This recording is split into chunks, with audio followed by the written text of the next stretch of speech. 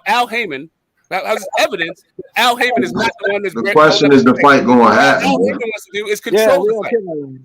Al Heyman Hey wants to man, we ain't was- talking about no fucking boxing. Hold Man. on, You y'all. hate Hold on. ass. The question is the Real, fight going to real happen, hating. bro. I'm tired of this nigga. Hey, Detail, this nigga always hating. Detail, That's all he always defending do. Earl Spence, I my don't nigga. understand how That's this is all this hating. nigga do, bro. Okay, here we go. Man, He you throws it in sitting full up on effect. everybody's channel. This man just completely sold out the fucking place. Got $10 million.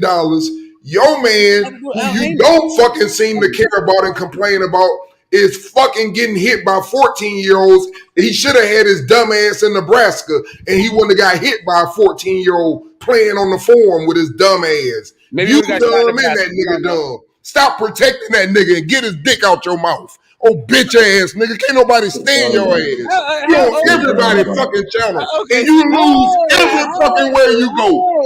Everywhere you go, you lose. That's too Nigga, stay much. out Okay. people's That's too much, channel All man. Come with on, that y'all. hating ass Come shit. on, bro. So here's the thing. Come on, Here's the man. thing. All that shit right there. Come on, man. This We is ain't what gotta I'm do all saying that to you. That shit. shit getting old, man. What the fuck is wrong with you? If any niggas just sit up and hate a nigga consistently like that, something ain't right with you. Al Heyman. Hey, Dixon, y'all, I ain't talking about Al Heyman. they too far off Al topic, bro. Heyman, bro. Come I on, am not man. Al Heyman. Hey, Smoke, did you answer the question, Smoke? Al Did you? Heyman. This man investigated BLK, but you know what? He ain't trying to find out why all them niggas fighting on that undercard. He ain't trying to find out why Stanionis in a purse bid. Why he ain't trying to find all that out? Because the nigga got hate in his heart. Okay. Yeah, I get that. I understand that, and I sometimes agree with that. But all the dicks in the mouth and all, come on, man, we ain't got to do all that. Yeah, I know. Go with that bullshit, man. Go with that shit. If you can't say nothing good, listen. I'm not gonna go on Earl Spence channel every day and just criticize him. If I can't say nothing good, let it go, bro. Let it go. Hold up. Hey, Smoke, hold up, because what we gonna do, I'm gonna let Smoke talk because everybody jumping on Smoke. You know what I mean? That's what I'm saying. Everybody gonna be able to talk they fucking talk. Say whatever you want to say. But when Smoke talk, don't interrupt that nigga, bro. Yeah, let him talk. And be respectful, man. We ain't gotta be disrespectful over boxing, man. Don't keep talking about dicks in niggas' mouths. No, I got it. Bro, Listen, I I'm got just it. tired of it, Q. That's all this nigga want to talk about. All this nigga want to talk about is Crawford money, bro. I'm niggas tired of that shit. All you want to talk about is Crawford money. You never want to talk about a fight. All you want to talk about is BLK, Crawford money. Like, nigga, get your weird ass out of here with that shit. Hey, hold up. Yeah, and everybody gonna get their shit off. But don't say shit when Smoke talk, please. Like, I come to talk boxing, big bro. I come to talk boxing. I ain't come to talk about nobody money, bro. We trying to let him talk. Let him talk. He ain't gonna say nothing anyway. You know what I mean? Don't be doing all that because I don't want to be muting and shit because goddamn, y'all, you know, everybody talking. There's people in the chat that want to hear this shit. And I want to hear what the fuck Smoke got to say because shit, I want to say something too. You know, I'm a little sick, so my voice ain't all that, man. And I'm going to say again, salute to Crawford. I won me some good little money. I appreciate Boxing Gyms. I use Boxing Gyms promo code. Go ahead, go to BetUS. Because he going to get that shit in good. Yeah, you know I mean, you're going to get you a little bonus when you put your little 100 or whatever you put in there. You know, but Smoke, go and get your shit off. Please don't interrupt him. Please don't. So I am a Bud Crawford fan that is not a troll. Like, I don't sit around here talking about, like, if you don't have the same goddamn view about Bud that I have, then that means maybe you're gay or maybe you need some pussy. Like, really, all we do is talk about how we are different kinds of fans. For me, when it comes to this particular fight, I may not even want to fight the way that you guys want to fight. And maybe I've been a not only a boxing fan and a Bud Crawford fan, maybe longer than you. Maybe I've been watching boxing and as my primary sport longer than you. Maybe just my perspective is different. And maybe that don't have shit to do with anything. Everybody has their own opinion. When it comes down to what we were just talking about, it had absolutely nothing to do with hating on Bud.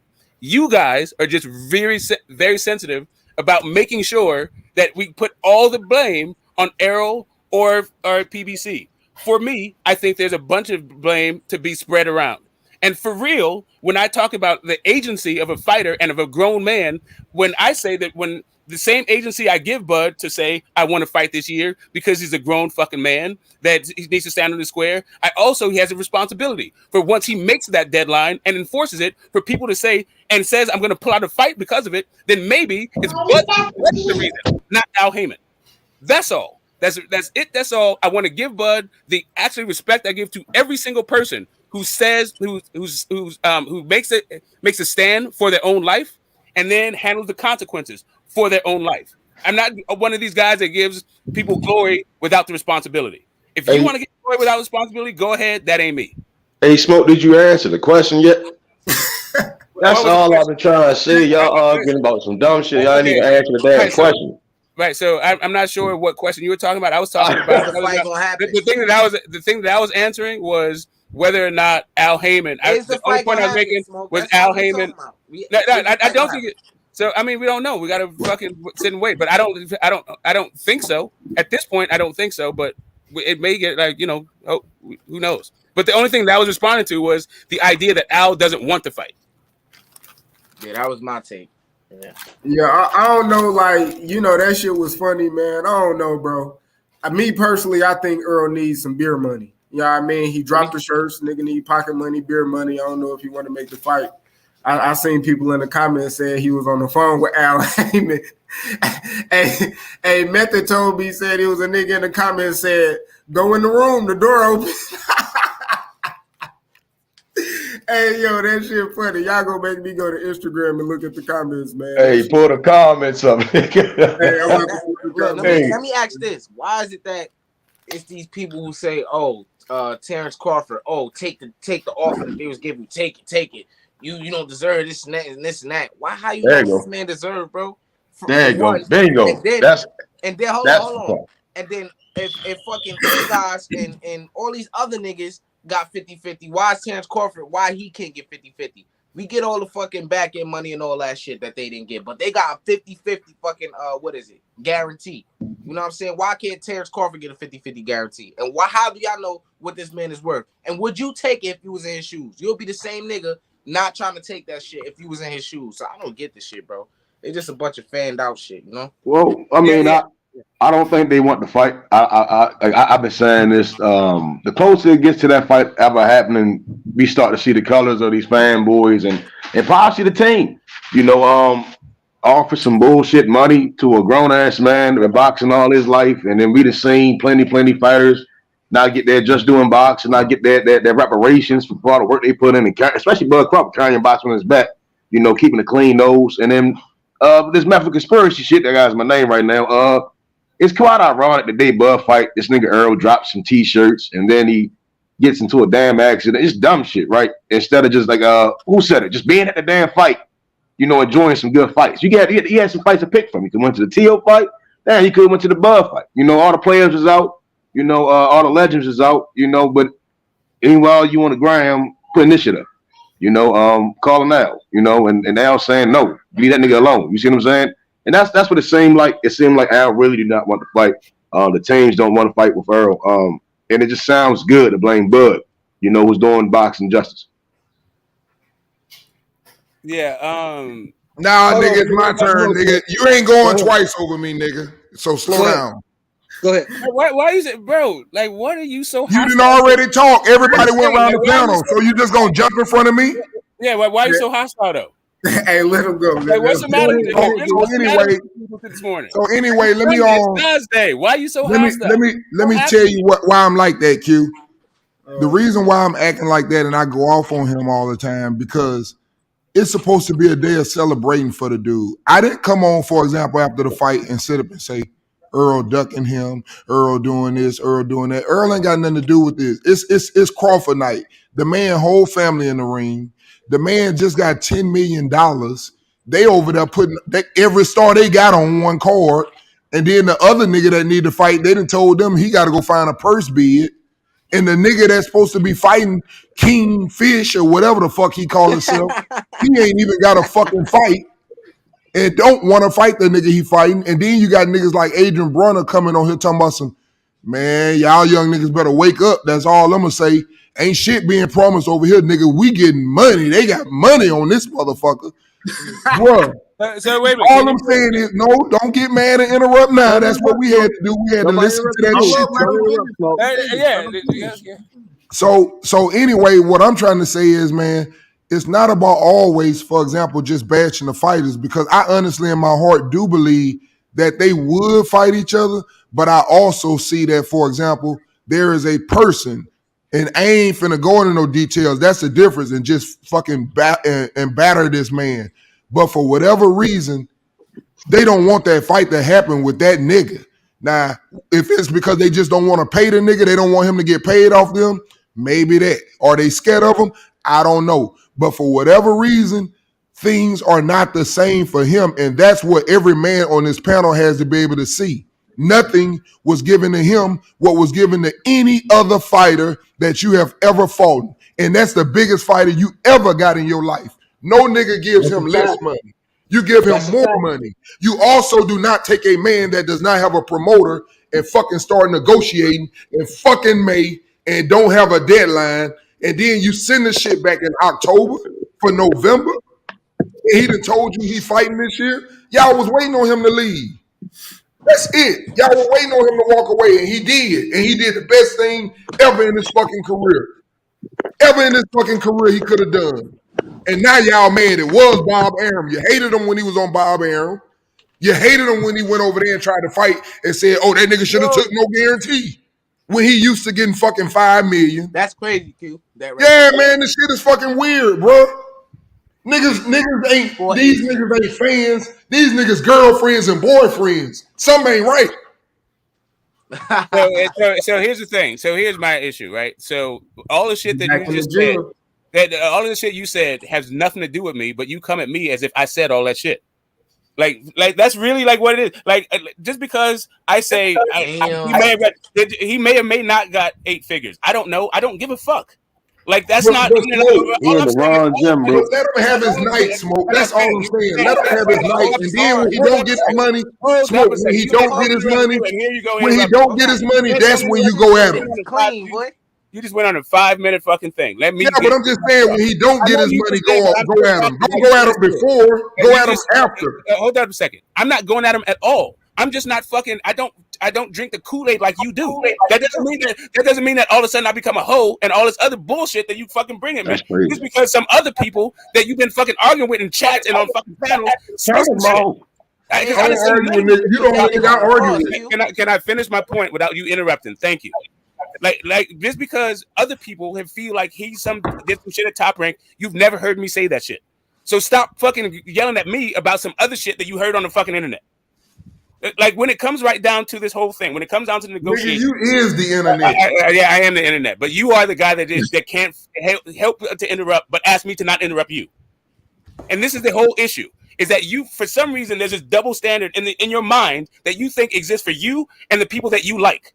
And the standard, bro. First of all, I said everybody. That's why you're still talking while I'm talking. Even though you asked me to not. You never shut up, nigga. Go back. You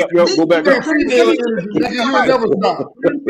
But you didn't shut the fuck up either, and I didn't interrupt you. See how you got to get that last word? So let me get my fucking bars off, and you stop trying to interrupt me and trying to change my train of thought. Whatever, nigga. I'm gonna do that shit. All right, like I was saying, when it comes down to all of these other guys and what they got, I am not a person who What I am is when I make my analysis or my criticisms, I say what I know and what I don't know. What I don't know is the numbers that they show Bud to make Bud say, okay, I'm cool with taking no guarantee. But what I can say about this fight that's different from those other fights. Want to beat his ass? Oh my God, dude. So what I can say about those fights that are different from the fights that you mentioned is that that it seems from everything looking, it seems like Bud is going to be. He's going to be the ownership. He's going to have an ownership stake in this fight. And while I don't think that Ugas had an ownership stake, I don't think all of these other guys that you were saying, hey, you know what? They got guarantees. Why doesn't he get a guarantee? So it seems as though Bud saw some numbers and Bud was okay with it. I don't know that to be a fact. I got it. I got it. Yeah, you can't help yourself. Man, y'all niggas, man. If y'all niggas just don't talk, man. That's it. Stop it all that I know. That's the whole thing. Like, listen. If all you want to hear today is how Bud got $10 million and beat the dog shit out of David Avenesian, cool. But that's not what the conversation was. The conversation was about some other shit. But we talk. I mean, like the fight being made. Me personally, bruh, I mean, I think the fight gonna get made. If it, hold up, my boy Blood on here. I didn't know he was in the back. I was on the other thing, but man, I guess the fight possibly could get made, bruh. If it don't, bruh, then hey, let me ask you a question, Q. So y'all don't have no problem, for example, when Bud don't take the contract and niggas can sit up and say, when you used to getting $5 million guaranteed and a nigga can sit up and holler at you and say, man, but you should take that shit. He gonna get that back end money though. He gonna get that back end money though. But hold on, when you approach any other person that is even at the level of Bud, hey, Canelo, you want to fight? We'll give you $50 million. Facts, bro. You niggas wake up, man. Hey, man, it ain't hard to tell, but them Cowboys finna play. I'm gonna let y'all go on that one. Them Cowboys finna play, but that shit is crazy to me. And niggas get on that nigga for not taking the money. Let me finish. Hold on. This is the difference. Salute With my Canelo guy, Alvarez, somebody like that, you already know. I can't even come at him with that bullshit. Puto. No. I want my money up front or no fight. Period. Point blank. Right, because he's done the business. Because he's done the business. Like if you let's say if you were paying, they thought, hold on, Smoke. Let me finish. Bro. They thought that Bud was inexperienced, and they thought since all these other niggas take these bullshit deals we give, he gonna take it. Just because Errol is cool with no guarantee, just because Errol is cool with what he's getting, don't mean this nigga's cool with what he getting. And I don't understand why people can't understand that. I don't give a fuck what he getting. I don't give a fuck what he likes. I don't like that shit, and I'm not taking it. I just don't think the fight going to happen. Yeah, but that's I would like for the fight to happen, but I don't think so. I agree with Regis when he said it. I agree with anyone that's saying it's not going to happen. I personally, I think Earl's one that he's regressing. Al doesn't want to see his pal Earl get stretched the fuck out on pay-per-view. After all that shit they didn't talk. I think that's really what it is. Like I disagree. I think he's scared to get knocked the fuck out. I think they know it's inevitable. Right. So to me, I'm getting two messages. I'm getting two messages then, because what you guys are saying is that Bud doesn't want the deal, but Bud is saying the reason why he didn't take the fight is because it was outside of his deadline. So like that's one thing. Like it sounds like we're not even really asking the question that you want to ask. That what you want to ask, it sounds like, is the fight isn't happening. Who do you want to blame? And for me, I think that there's blame to go around if you want to do that. If you want to really ask that question. How can we? I don't get how we can blame Crawford, right? Especially what we saw last night, right? And Smoke, you were one of the biggest front runners for slandering the shit out of BLK Prime, right? And then press conference. Hold on, Smoke. Let me finish what I'm saying. Hold on, Smoke. Let me finish what I'm saying, Smoke. Ask my question and answer. I gotta call a spade, Smoke. So I know. Tell me how I slandered him. What did I say? Those slanders. No, I'm saying like prior to the event even coming to fruition, right? Fans. Stop interrupting. Let them get this shit off, because we about to switch the whole conversation and we can get back to it, because it's people that still want to hear about what people thought about the people on the TEO card. Yeah. So basically the BLK Prime, right? And fans, and including yourself as a content creator, y'all slandered, y'all went around. Not y'all. Hold on, Smoke. God damn, Smoke. Shit. Y'all went around the Mulberry Bush to go find shit that never existed, and then we got to see a great production. It felt like I was watching Tekken on TV. Some of the fights, I guess, again, it's the first fights. Some of the fights weren't the most electrifying fights, but the atmosphere with the fans, the commentators, just to have these legends in the same building with companies as such, and it was just straight to the point. But y'all was hating on that, and y'all, a lot of niggas wish the downfall, right? And it's just weird where the space of boxing is, and it all reverts back to me saying that I don't see the fight happening because we see an entity in boxing that's trying to get these guys in there. We're hearing A.B. and Pro Grade can fight and all these other such things, making these big events and just giving these fighters what they want. Their bread and them fights.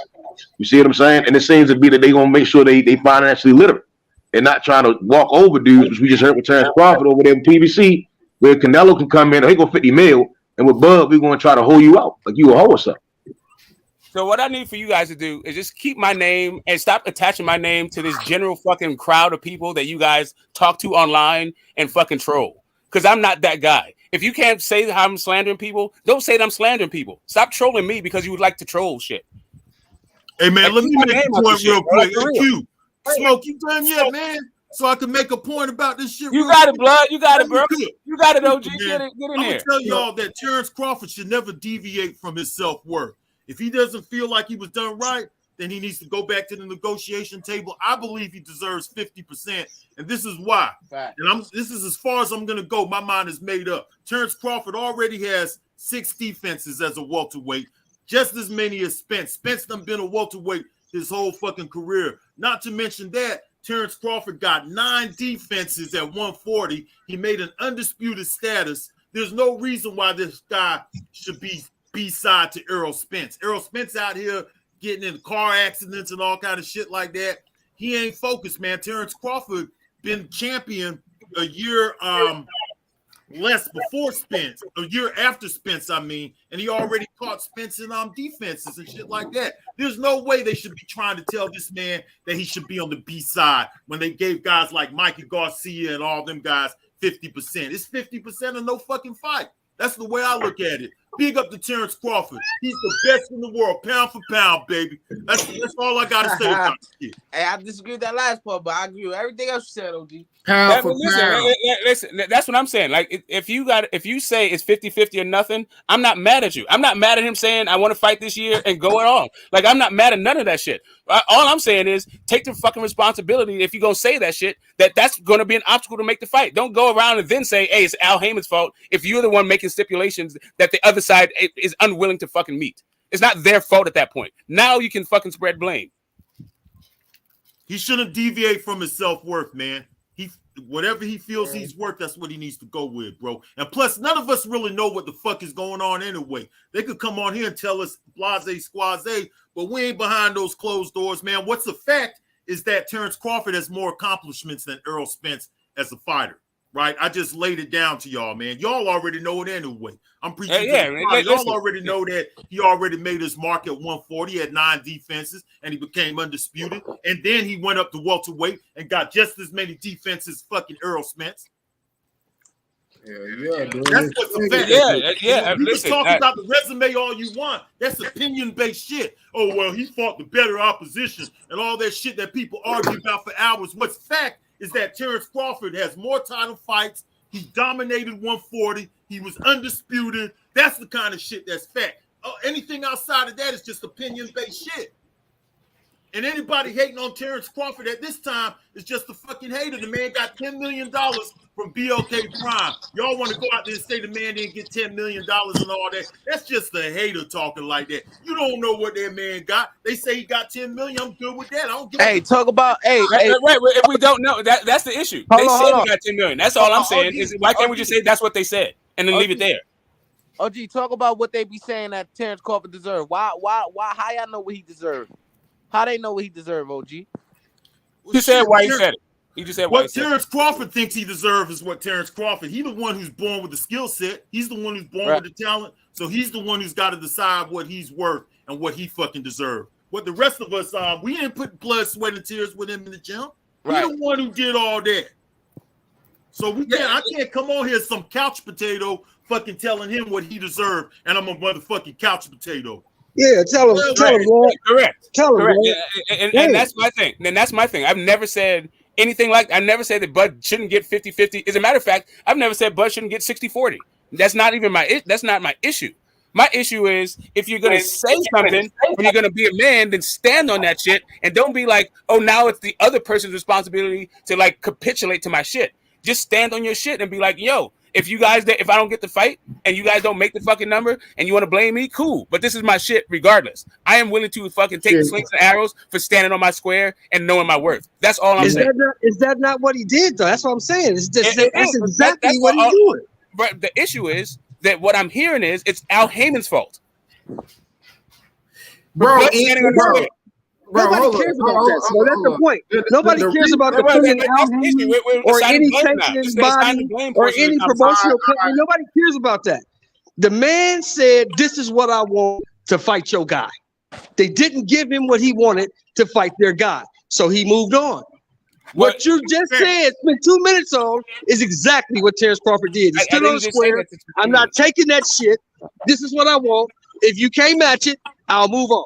That's what he did. Bro, that's what I just said that I support totally. I don't understand like we keep hashing this shit out. What the issue was, not whether or not they had a problem with his terms, but one of his terms was he wanted to fight this year. So it took too goddamn long. We can hash out the ins and outs of the whole thing. All I'm saying to you is, once you draw a line in the sand, nobody made you draw a line in the sand.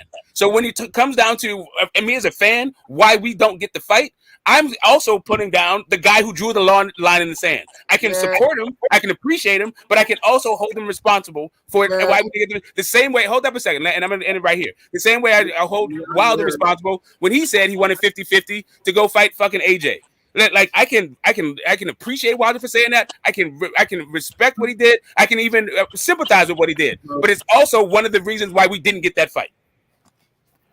Yeah, and all that's cool, fine and dandy. And people can bring in Al Heyman back when they say the fight ain't get made, because if he bring himself to the fucking table and okay, Al ain't no manager, Al ain't no promoter. Okay, why yo fuck is somebody that's not a manager nor promoter nor goddamn network bringing yourself to the table? So if the man that I'm negotiating a fight with or supposed to be fighting with bringing another motherfucker to the table, I can draw and stand on whatever the fuck I want to as a man.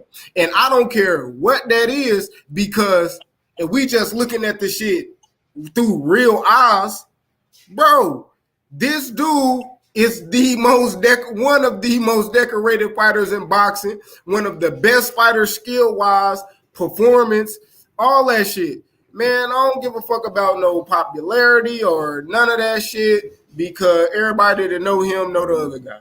So, and if they don't, it might be 50,000 people that don't. But that shit don't mean nothing, bro. At the end of the day, like Blood said, man, we talking about boxing.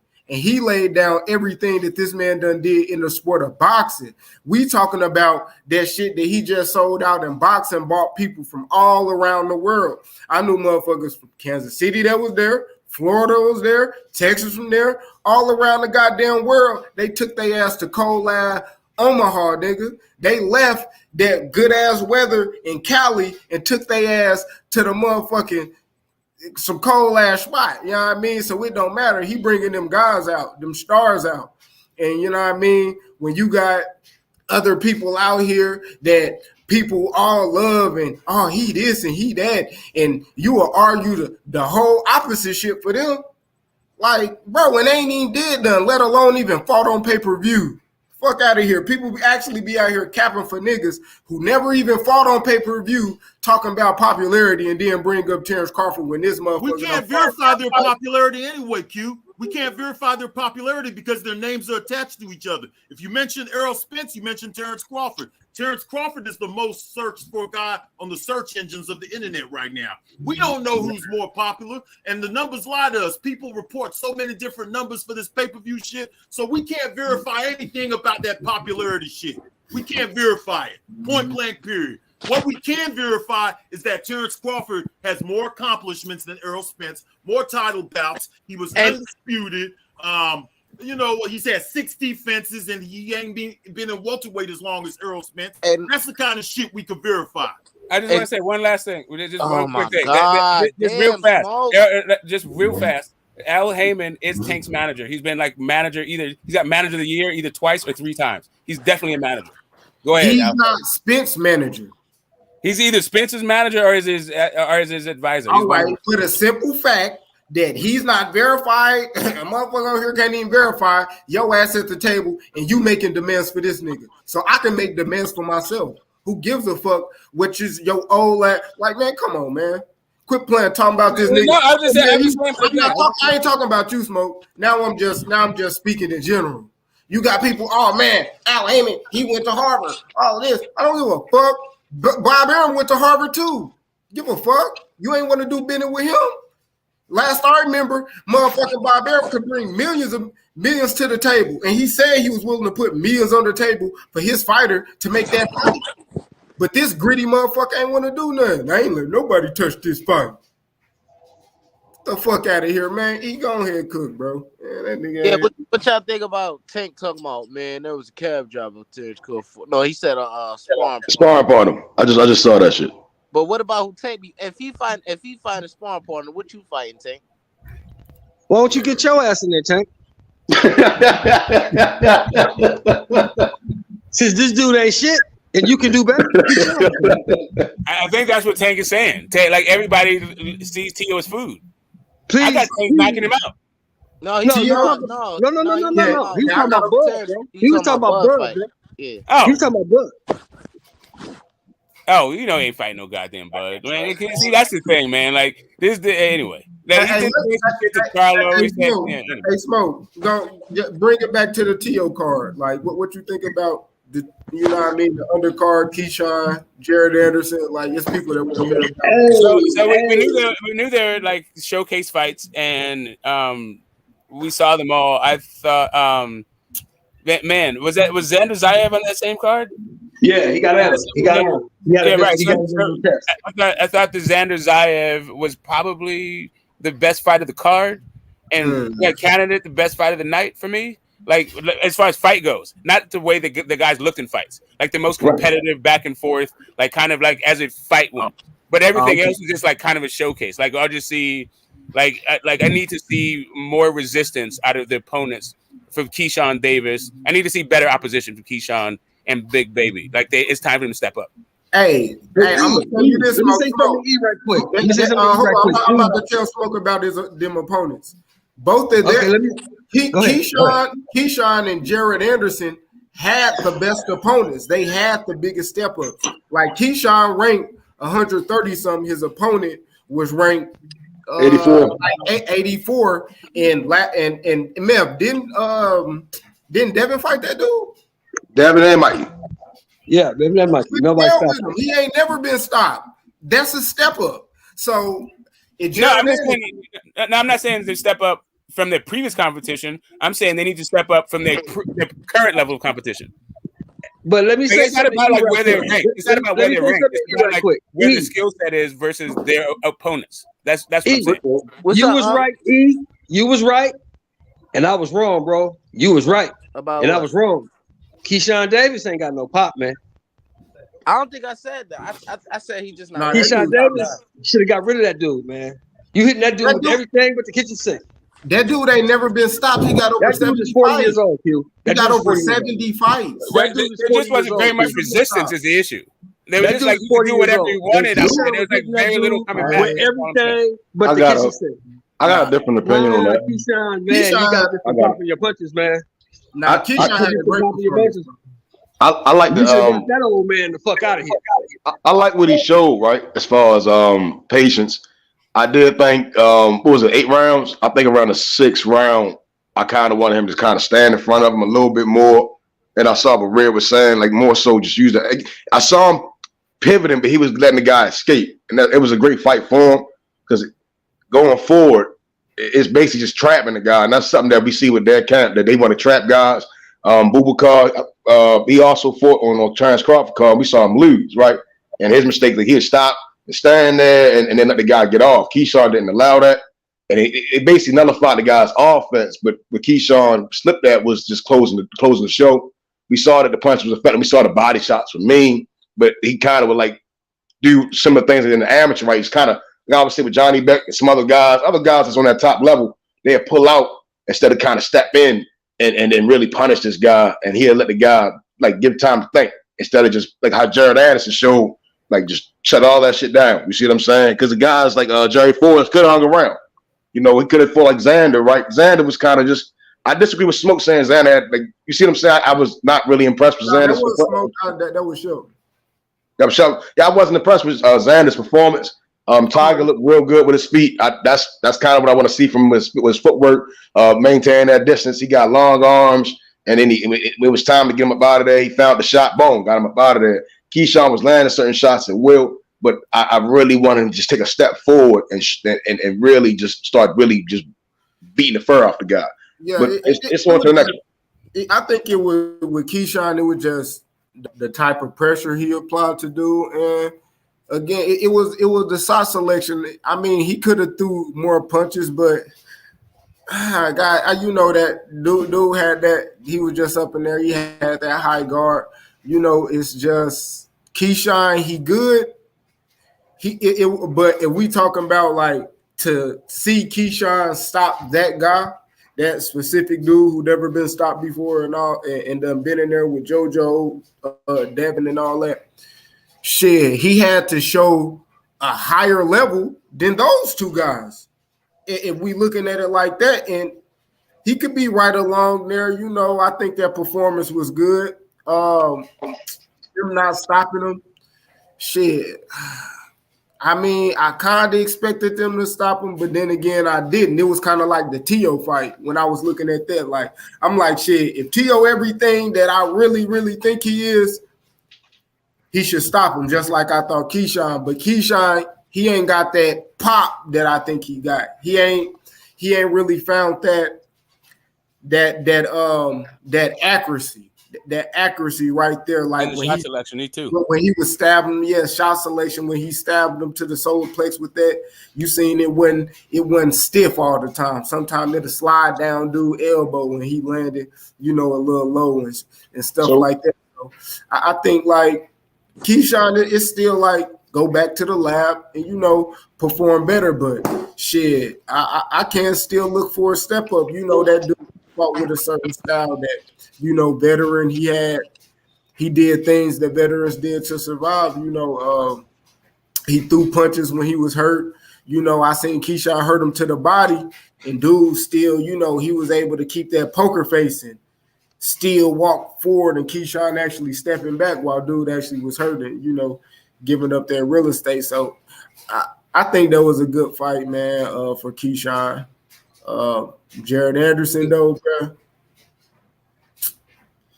Dude, a fucking beast, man. I ain't gonna lie, man. That shit made me happy. I don't like him pulling straight back though, too. I don't like Yeah. that shit, man. Yeah, with his hands down and doing just that throwing shit a caution lot. to the wind. Yeah, but you can work on that. Go ahead. Sorry, sorry, man.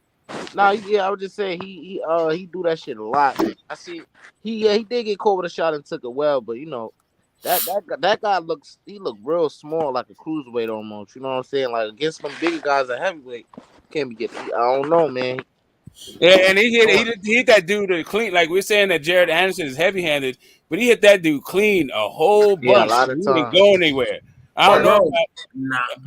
Once again, you got a guy who's ain't been stopped for 10 years. You know what I'm stopped for 10 years, bro.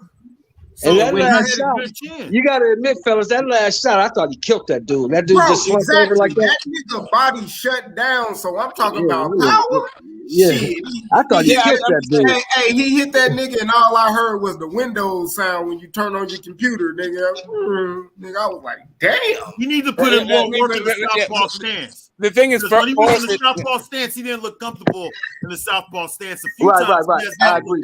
Hey, did y'all hear what he said when they had sat him down?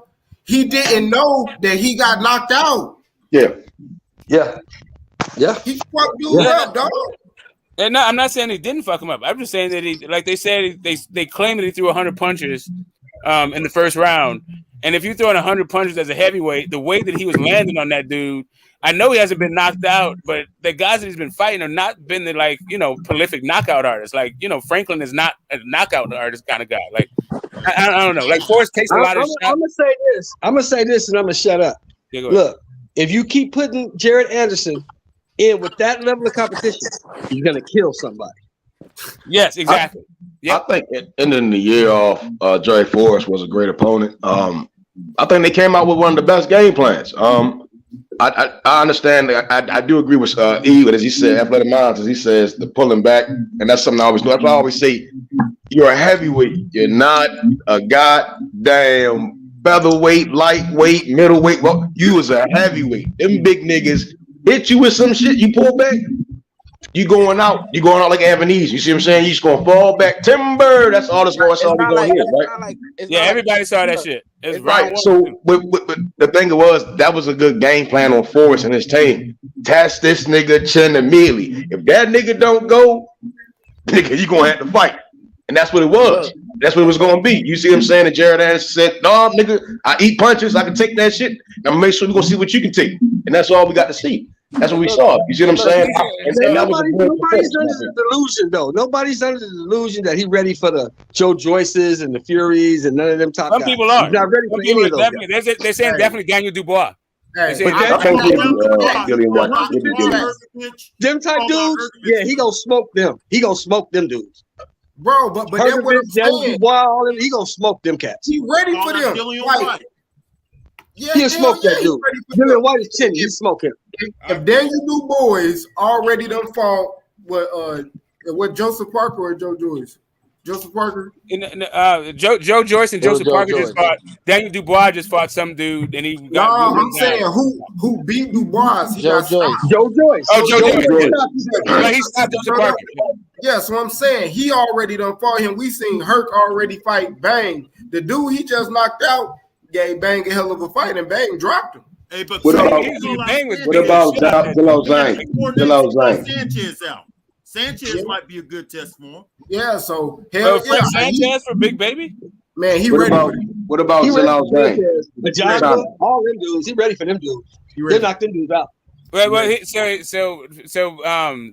do you think about Keyshawn's? I mean, we get to Big Baby. I know we're talking, but we're just talking about Keyshawn. I didn't want to skip over his post-fight thing where he said he was ready for all the top guys. Do you think Keyshawn is ready? Right, we know he ain't gonna fight Shakur because they're friends and all that stuff. But do you think he's ready for Devin Haney's and Tanks and all that shit? No, I think he'd beat Devin. I think if you put him in there with Devin, he'll stop him. That's the fuck? I think Styles. No, hold on. Right, I think highly of Devin. But again, it gets back to that Cambosis, TEO, Dev, Brown, right? And when I was saying earlier, regression. And that's why when I hear like I've been saying, I've been seeing the regression. I'm not seeing the development to where it's over Keyshawn. How speaking on that, he didn't close the show, but that's something that you could easily change when that switch, he turned that switch on, right? And that's all I didn't see was him turn that switch on dude, and he would have really. You said stop Devin. He couldn't stop a 40-year-old punching bag. He ain't stopped. I believe if you put him in there with Devin, he stops Devin. Style collide. You see what I'm saying? I think again that's why I was saying even if Shakur and Devin, right? Hold on, damn it. That's why I always say we Shakur and Devin fight. That once it's going to cut on, right? Because we talking about the level of opponent, they're going to have to open up more, right? He's going to open up more than that guy. Keyshawn's bag. Keyshawn really going to get in this bag, and it's already that bad blood. And I think that's how you draw it out of a young man. You see what I'm saying? And that's what I expect to see. You see what I'm saying? That sometimes you put him in there with a guy at that level, you're going to open that door. You see what I'm saying? Look, man, I'm listening to you, and I like Keyshawn. I really do. But Keyshawn don't beat Williams and Pater, man. All right, so now you're capping. Y'all capping, bro. The guy's throwing more punches, right? Burgos was confused as shit, right? And the only thing that Keyshawn didn't do was cut the guy completely off and begin to beat the fur off of him. That was the only thing. It was just I give him a B plus. I can't give him the A because he didn't switch on him. So and I respect it. It's a reason he probably didn't do it. So but I do believe if you put him in there with these guys that everyone thinks is bad, he's gonna punch him. Hold on, let me go real quick. He tried. So he couldn't do it. So Q, you agree with Method? I see your face. You agree with Method that he'll stop Devin? No. Oh, you don't agree with that shit? No, y'all crazy, bro. Wait for Method to shut the fuck up so he can say something. Y'all crazy, bro. So I mean, we asked can he hang with the top lightweights, right? I mean, they're gonna go to 140 soon, right? I just think as Sheldon was just saying, right? He said Williams and Pater, he'll stop Zepeda, bro. That ain't no JoJo Diaz, man. Like it's just it's like 2 or 3 things Keyshawn just did not do that I want to see, and I expect that in the next fight. He couldn't stop a 40-year-old punching bag. Nobody stopped dude before. The dude escaped, and that was one thing they did wrong was let the guy escape and let him think. I mean, I ain't saying that. I'm just speaking on the dude being like. Yeah, I'm just saying, but that's what Sheldon is saying. Sheldon is saying that he couldn't stop that guy, and Dev has a lot more in the tank than that guy. Supposedly, he's a lot harder to hit than that guy. I'm saying again, supposedly, I can't jump that off and not stop me. I can't do that. Oil and Alvarez. You see what I'm saying? The guy that stands right in front of you. I believe Keyshawn hit harder than Alvarez, bro. I believe he is harder than Cambosis. I can see the power on the dude. I just didn't see him. Not a lot of guys escape, and I didn't see him. I didn't see him really turn the switch on. I saw him really just beating the guy up, and I saw that if he just turned the switch on, it'd have been a total different outcome. Yo, Method, you could have said anybody. You could have said Rougarou. You could have said Tank. You could have said anybody. You said that. You said Keyshawn will stop Devin. Bro, come on, man. No, you don't understand it, right? So I get called a hater, but you hear how these guys talk. The guys that say that I'm the hater. Right, you hear how they talk. Oh, this is wrong. No, I'm not hating. I'm playing the fight. I'm playing the fight out, right? So I could see where a person would say, Keyshawn ain't got no power. And I'm like, he really wasn't loading up. You see what I'm saying? And he was just touching the motherfucker at will. And like you said, when he threw the right hand, you see it hit the guy with certain shots. But that one body shot, he boom. And he hit the guy and he allowed the guy to still escape. You see what I'm saying? I never really saw him press. You see what I'm saying? That's the only difference. That's why I'm saying when you do throw a guy in there who's a little bit more game, you see what I'm saying? Then you're going to get a different outcome. And I think that's people not understanding. When you do put him in there with a Zepeda who's going to keep coming, he's going to stop him. Because it's never everything he had. And Q, who no, said no, he didn't. Look, Q, who said every time Method predicts something, it's a knockout? Who said that? Yeah, that's all. He loves that shit. He's in boxing for knockouts. That's it. I forgot who the fuck said that shit. That was RB. That's a fact. Yeah. I don't know. Like, I don't think Keyshawn knock out Devin right now. If he fight Devin, oh no, bro. I don't. Devin will beat him, man. I mean, bro, I'm gonna say this, bro. I'll say this. I think Keyshawn, if he would have fought Kambosos, he'd be undisputed right now. Like, he'd beat that nigga up too. So I don't fucking. I mean, it's like I think he good with Devin. I mean, it's a different fight. Like, I mean, it's certain shit like how I see Devin, bro. I think he good, but I don't know who he need to fight or to actually bring the best out of Devin or to show that he's not what people think he is. Because like when I see Devin, it's like he don't do a lot of shit when he winning. Like it's like what we saying now. It's like with Keyshawn, you know, it's like he could have knocked him out, but he didn't, or some shit like that. With Devin, it's like, man, I don't know. But isn't Devin gonna move out the division after he fights Loma? He gonna move out the division, and all those belts are gonna be available. So he might as well just wait around and see, continue to be built on ESPN, because what they're doing with him and Big Baby is they're placing them on regular TV, and that's how you really get you a true fan base behind you. Regular TV is still the way to go. And I like Bob Arum. I like the way he's handling that situation. And Q, I want to. I think he's great. Young, man. I want to add on to what you were saying, Q. I think Devin last great performance. This is my opinion. I think even though he got rocked in that fight, I think his last great performance, but he put on a lot of offense, was against Linares, bro. I honestly believe that was his last like real good performance. Offense to defense, clean combination, punching, jab, everything, bro. Yeah. And then like now, bro, I mean, I don't know, man. With Devin, it is some flaws, bro, that Devin have, man. And like they really don't. I mean, he got a good jab, but to say it's the best, it's up there. But man, when you you falling over your feet, your head over your lead foot and shit like that on the jab, you kind of be off balance sometimes. Like, you know, you use your jab more than most. But best, I'll say, I'll say Earl jab better than Devin's. Not at this point. Hey, Q, let me ask you. Earl's jab is a lot more. Like Earl uses his jab for way more things than Devin Haney uses his jab for. Hey, bro, let me ask you this, bro. Devin Haney primarily uses his jab not just to score points, but to control distance. Whereas Earl is trying to like break you down. He's trying to use it to close the gap and all kinds of shit. It's just way more dynamic. Yeah, because Devin, with Devin having the best jab, everybody know how it go. If you can land a jab, you can land any punch.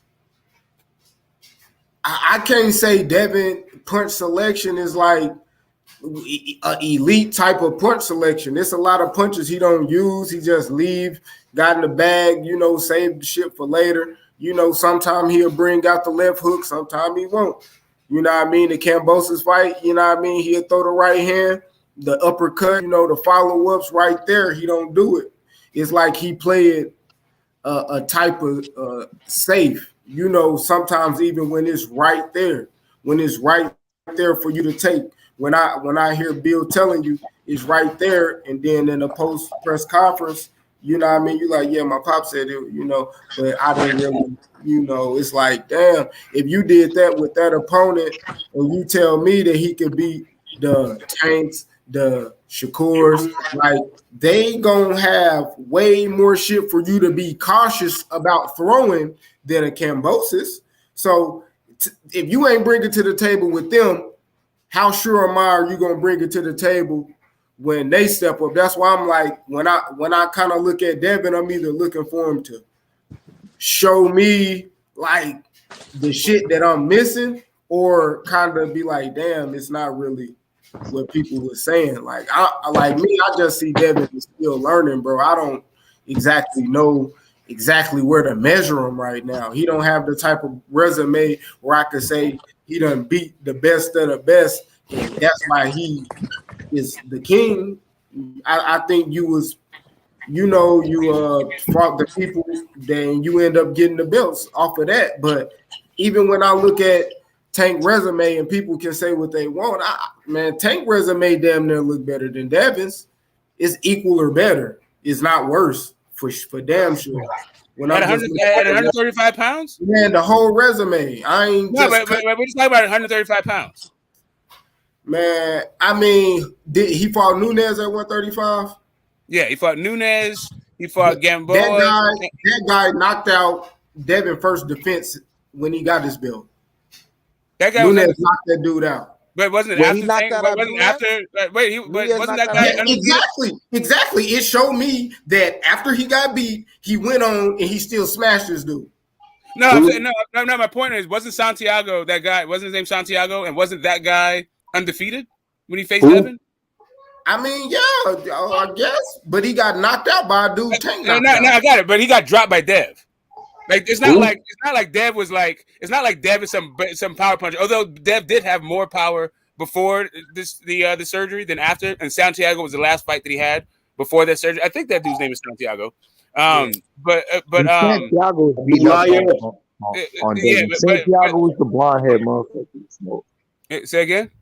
Santiago was the one who dyed his hair blonde. He was actually beating up on Devin, like in that fight until Devin started taking the lead back.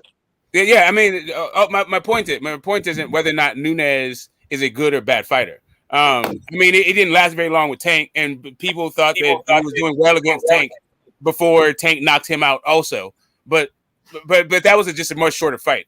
My point being is not even that. That's not even the point I'm trying to make. All I was saying was, if you're going to compare their resumes at 35, Nunes isn't a bad guy. I just don't know that is a better resume than Dev. Man, it's like the Bud and Earl shit, bro. I'm looking at a guy that spent his whole career at 135, and you giving me a dude that just got a few of his there. And if it's even comparable, like what we talking about, like you had your whole career here, bro. The only reason why it's comparable, the only reason why it's comparable though, is because they have guys that are because Tank. All right, so Tank did a couple of things that are like a little bit weird, right? So the Leo Santa Cruz fight. Leo Santa Cruz is so decorated, but that fight had his 135 belt on the line, even though it was really a 130-pound fight. So if you take Leo Santa Cruz, I don't know if you take that as a 130-pound fight or 135-pound fight. But if you take it as just a 130-pound fight, then then of course Devin is better. It's not comparable at all. Devin is better. What's better? Devin's what? Resume? 35 is better. It's not comparable. So the Gamboa shit then. I mean, Tank fought Gamboa first and stopped him, and Devin, what we would say, leftovers. Yeah. They have that one opponent in common. Yeah, Dev fought Gamboa. Gamboa got his brains. But then I said too, they have opponents who are common opponents. And Tank's opponent knocked the fuck out of Devin opponent, nigga. And Devin didn't even stop that guy. No, I got that. I got that. That's two guys. But those wouldn't even like, I wouldn't say Santiago is like the name that I would bring up as like one of the best names on Devin's resume. I would like Gamboa is a good name, but as you said, like and shit. It was like Linares, Jojo, Cambosis. Bro, JoJo is the same thing as Leo Santa Cruz, bro. Right. That's what I'm saying. Is what do you think of Leo? That's right. So how is that better? No, my point is whether or not you think the point is whether or not you add Leo Santa Cruz to 135. That's my whole thing. Like, do you think Leo Santa Cruz was a 135 fight or a 130-pound fight? I'm saying they still smaller and they moved up. No, I'm not. But they did move. Leo Santa Cruz did move up. That's my point. Leo Santa Cruz did not fight at 135. He only fought at 130. That was the weight limit. Did he fight Tank at 35 or 30? 30. Leo's going to the Hall of Fame. Carl Frampton's going to the Hall of Fame. I'm not sure about Abner Mares, but Leo was definitely running shit. What in the hell are you talking about? In whose Hall of Fame? Leo going to the Hall of Fame. In what Hall of Fame? Yeah, Which Hall of Fame, bro? Which one? Leo's going to the Hall of Fame. Which one? Carl Frampton's going to get the Hall of Fame too. You do realize that the other guys who have 4 division champions are like Tommy Hearns. They fought like right, but those are the big guys. I'm not right, but you're talking about hold on, Smoke. You're saying guys that are above welterweight, right? Again, the little guys also do deserve their flowers. You know what I'm saying? Because again, they carry boxing for a while. You see what I'm saying? You may feel that way, and I understand. It ain't about feeling this facts. It speaks for itself. Listen, I get it. Hold on, Smoke. You cut me up. So again, when we talking about JoJo won his 130 title by beating Tevin Farmer. And prior to that, he got spanked by Gary Russell. You see what I'm saying? Then he went on to fight 14, and then he went on to fight dead. While Leo Santa Cruz was very active, right? He was very active. Went to 130, beat I forget the dude's name, but prior to that, he only got like 2-3 losses. But you see what I'm saying? Leo was far more deserving of the Hall of Fame than a guy like JoJo. That's what I'm saying. Like, thanks. JoJo's not getting the Hall of Fame either. Like, what the hell are you talking about, JoJo won't skip the Hall of Fame. Leo will. Leo look at Leo and be like, he deserves a Hall of Fame. Who names are getting the Hall of Fame? Abner Mares is not getting the Hall of Fame. Carl Frampton's not getting the Hall of Fame. Leo Santa Cruz is not getting the Hall of Fame. Like, none of these guys are getting the Hall of Fame. Bro, that sounds crazy. You don't think Leo's getting the Hall of Fame? Time out. You crazy. Tim Bradley in the Hall of Fame. Why the fuck Leo Santa Cruz not in the Hall of Fame? Because Tim Bradley. Oh my God. Oh, okay. Because Tim Bradley is a better fighter with a better resume than Leo Santa Cruz. Going to war with Abner Mares, going to war with Abner Mares, and Carl Frampton does not get you. So resumes only get you in the Hall of Fame, is what you're saying. No, there's a whole lot of things. It depends on what you mean by resume. A whole lot of stuff. So let me ask you this. What fight of the year? What fight of the year? Is Adrian Broner going to the Hall of Fame, Smoke? I don't. It depends on who he goes up against. But Adrian Broner's resume is better than Leo Santa Cruz's. Leo Santa Cruz is the 4 division world champion. He's going to the Hall of Fame. No, I got you. The other 4 division world champions are fucking ATGs. That's why they're in the Hall of Fame, not because they're 4 division champions. Bro, everybody that's a 4 division champion is not an ATG. Rocky Balboa. Everyone in the Hall of Fame is the 4 division champion is. The credibility of the Hall of Fame is not what you were saying it is, bro. Wait a minute. I don't know what you mean by credibility. I'm talking about the criteria. You're talking about the criteria of getting into Hall of Fame. Yeah, I'm talking about the criteria, not the credibility. Yeah, the criteria. But the criteria is that shit you're saying is false, bro. What did I say? What did you say that I think is false? There really is no criteria of the Hall of Fame, really, bro, because they have. Okay, all right. So there is. So you said there's no criteria, and I'm inclined to say that you may be correct. I'm not saying I didn't say that there was one, but I think that we at least have precedent, right? So we get fights of the year, you get knockouts of the year, like you have you get like you get all these. So when you look at who has the Hall of Fame votes, it's the Boxing Writers Association, right? The BWAA. They get the votes, and you see what they fucking vote for every year. And those guys, like when you're pound for pound every year after year, all this stuff, like these guys are the people that get into Hall of Fame. Like Arturo Gatti, we may say whatever the fuck we want about Arturo Gatti, but that guy had like 2 or 3 fights of the year. Like that is the sort of thing. Like when you're looking at like, is there some sort of baseline? Is there a hard and fast rule? Like if you do this, like there's a 4 score criteria? Nah, I don't think it's like that. But I do think that we have like governing bodies, and they have a tendency to Didn't Carl Frampton beat Nonito Donaire? Carl Frampton beat Nonito Donaire. Like, what? Yeah. Didn't Carl Frampton beat Nonito Donaire? I don't. Maybe I'm not sure. I don't think so. But everybody beat I Nonito Donaire think is not getting the Hall of Fame. Like Regan beat like Nonito. I don't think he's getting the Hall of Fame. No, I'm asking. That's all I was asking. Didn't Carl I'm not Frampton sure. beat I don't Nonito? think so. I'm not sure, but maybe. I I think mean, he it would have did, been at bro. 122. 126. And It Leo might have been beat at Carl 126. Frampton, bro. It's still levels to this shit, right? Yeah, Leo I know, but Santa Cruz had a crazy career, bro. You it's discredit it. it's It not that. seems like you're discrediting him, and what I'm saying is it needs to be recognized. The guy Okay, went so on. here's what I'm saying. Here's what I'm saying to you. Saying that Carl Frampton beat Nonito Donaire is like saying didn't B-Ball beat Canelo. All right, let me ask you this. Like B-Ball may or may not get into the Hall of Fame. All right, Smoke, let me ask you this. Is Lomachenko Hall of Fame? Is he going to Yeah, he's getting in the Hall of Fame. Of course he is. Why Like is he going to the Hall of Fame and not Leo Santa Cruz? Because the boxing writers love that guy. They've made this guy. He's been a pound for pound guy. But do you think? Not what they think. What do you think? No, but that's what I'm basing my thought process on. I don't have a separate Hall of Fame in my head. Right. Yeah, I mean, I understand what Smoke's saying on that, but I mean, shit, I don't know what the fuck Leo Santa Cruz, man, but I'm looking at their resumes, bro. Tank shit better than Devin's, or they the same.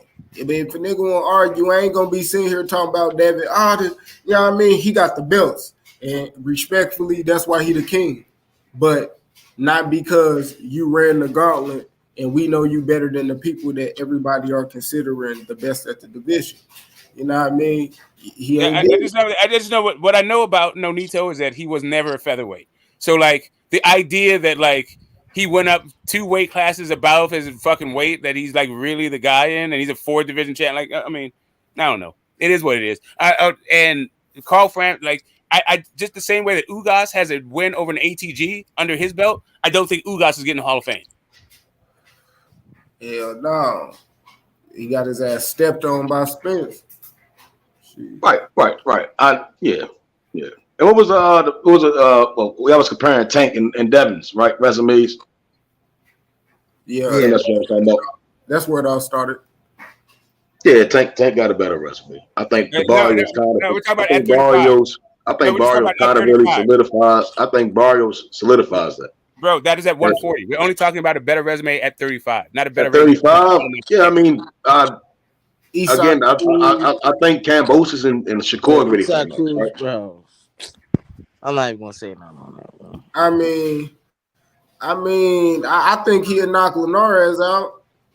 No, but I mean, I do too. Like, but we're talking about his resume, not whether or not we think he beats everybody, or like who's the better fighter. That's a different thing. We're just talking about the resumes at 135, not overall resume. Like none of that shit. Just compare the resumes. 35. Yeah, I mean Cruz tough. Who else? Cruz. Who else he knocked out Rolly. Great fight. Hector Garcia at 135. Then after that's gonna be Ron. I don't see I get the Linares thing. I think it's like you can say, well, yeah, I beat Linares, but there was a lot of factors behind that shit. Then after that was JoJo. Then who else? That it's Campbell. I just don't see how is that better than Tank's resume at all. Yeah, like Lomachenko, man. Like Lomachenko's had he doesn't have very many fights, but he's been in title fights like really since his second fight. Yeah, right? Like he's been like really his last 3 fights are the ones, and his first 2 are the only ones that aren't. Like all of his fights, he has 5 non-title fights his whole career. Candy Slim. Method. All right, I want y'all to look how I put this, right? All right, so Tank, he about to fight Ryan, right? I don't really give him much credit if he beat Ryan, in my opinion, because Ryan is like Ryan hasn't accomplished much in boxing, and I think Tank is on a different level. But if he beats Ryan, is that a better win than Devin beating Cambosis? And hear me out. Cambosis beat Tiffimo, and he's a former unified champion. Ryan Garcia has never been a champion, never fought. I think he did fight for mandatory spot, but he never went through with it, and never fought Devin. So how y'all looking at that? If Tank beats Ryan, is that a better win than Devin being Cambosis? Yeah. Carl Frampton again. Bet to Carl Frampton and Nonito. Carl Frampton beat Nonito for interim belt. But the fight itself is a big fight. You get what I'm saying? That's when the belts kind of, you see what I'm saying? Ryan, in my opinion, he would starch the shit out of Cambosis, in my opinion. And I think most of these elite guys at 135 would beat the bricks off Campos. I don't think he'll present any resistance. I think Ryan will get behind the jab and stop this guy. I think for Dev, the claim of fame is having to beat Loma, and that's a tall task to beat. Not right. So I don't think anybody would argue whether or not Tank has a better overall resume, right? Like he's been in 3 different divisions, whereas one guy has been in 1. He's been in multiple things. I don't know. I think Pedraza is probably better than everybody that Haney faced. The Pedraza that Devin faced might be better than everybody that Devin faced. So like the level of competition overall, sure. But just when it comes to 135 pounds, and this because this is just about the Keyshawn thing, right? Keyshawn was saying he's ready for the top guys at 135. That's how we got here. Right. So it's kind of like the top guys at 135, the Tanks and the Devins.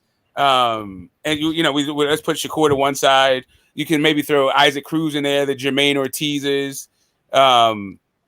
It's like that. Like for me, there's only like really 2 guys with belts. That's Tank and Devin. And I don't think Keyshawn's ready for either one of those. Like, Meth got him knocking him out, but I don't think he beats either one of those guys. Yeah, facts. So I think, man, I think Keyshawn can beat a couple people in the top 10. Fucking around. Put him in there with Eastside Cruz. Yeah, I think Eastside Cruz so goddamn good. Yeah, put his ass in there with Eastside. Who y'all talking about? Keyshawn. Keyshawn. But Eastside Cruz ducked Ryan Garcia. He ducked who else? Shakur Stevenson. I don't know what he on. Right. I don't think he'll get in there. Right. The Keish, I don't know. It's going to be hard to find them guys fights. I would like to see the Zepeda mix it up with these guys. Who else? There's a couple of guys. I would have to look at the rankings. There's a couple of guys. Burgos was a cool fight, but now it's going to be hard to find some top 10, 15 guys. Let me see. I'll pull it up. Let me see.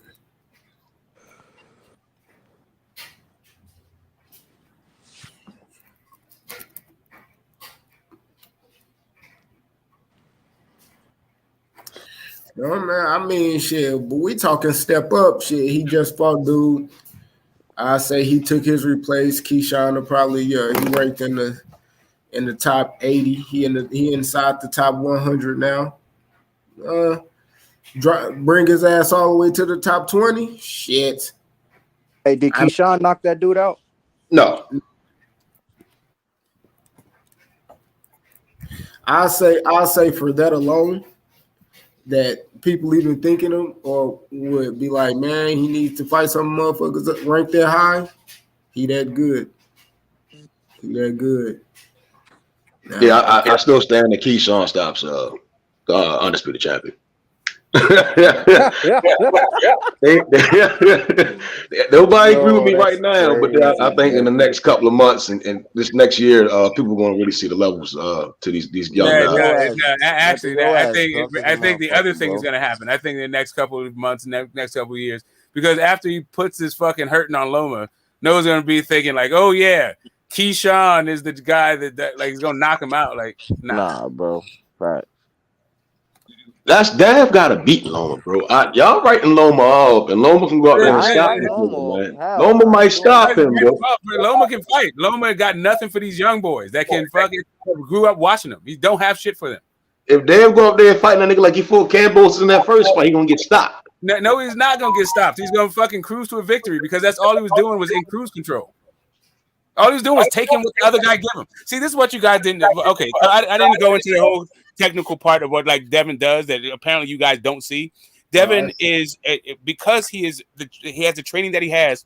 He makes you fight the fight that you don't want to fight. He's not trying to get you out of there. He's not trying to overwhelm you. All he's doing is making sure that you have the most uncomfortable fucking fight of your life and that you're not going to be fucking successful.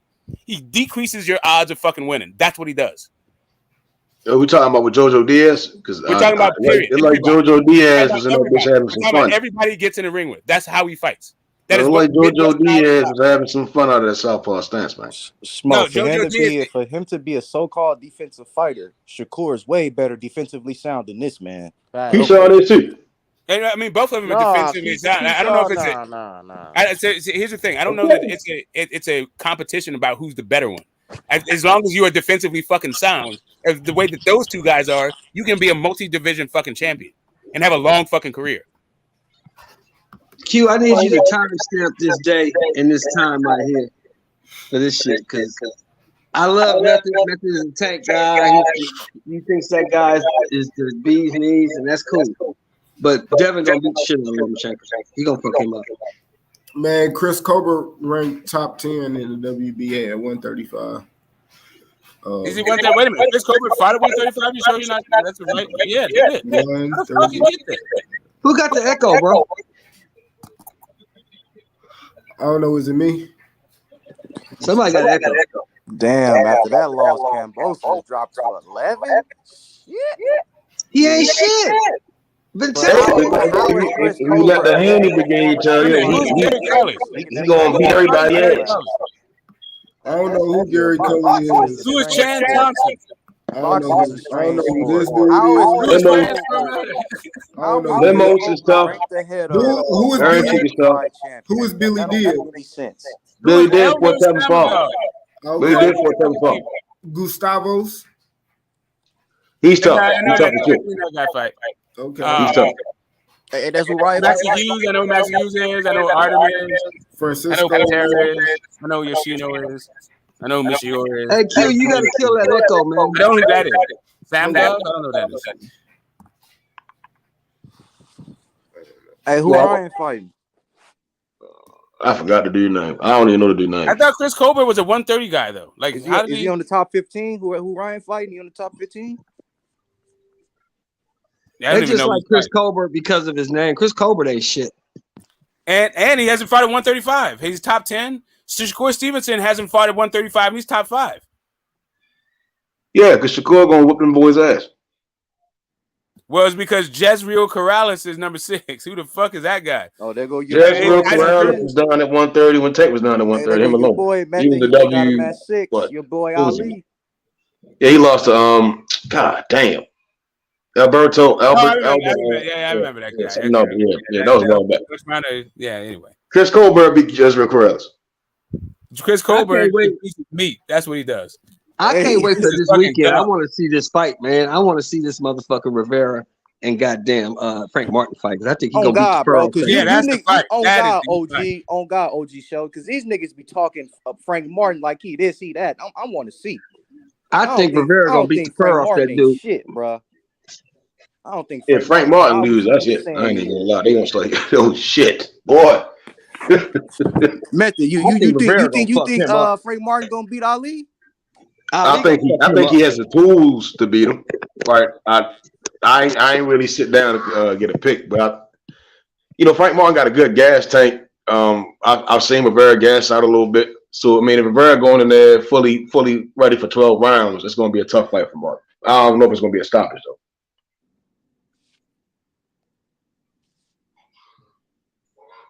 I think that's gonna be a good fight. I'm waiting to see that. I ain't gonna lie. Michelle Rivera gonna stop that whole Frank Martin hype train. He gonna knock that motherfucker right off the tracks. See, OG. I wanted to say it, but I didn't want to say it. I wanted to say it. Hold on. Both of them got hype trains going. Like, they both got hype trains. One of them hype train. I don't know, man. I feel like Ali's hype train is a little bit like higher than Ghost Martin's, but Ali's a little bit green. I think he has a higher upside than Frank Martin. I think the fight is just a little bit too early for him. Ali can box. I know he can box. I know he can box. But yeah, but he ain't come. But Frank Martin's coming to beat your ass though. Who stands in front of you and tries to throw power shots? Ali gonna beat the shit out this boy. Wait, Smoke. Are you saying this a fight too soon for Ali?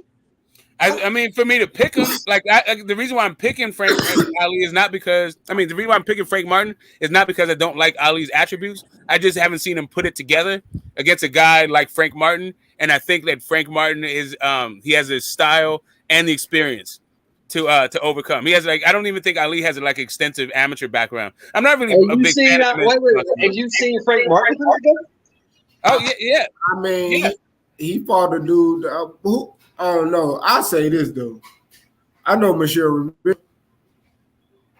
Who has he fought in the top 10 ever.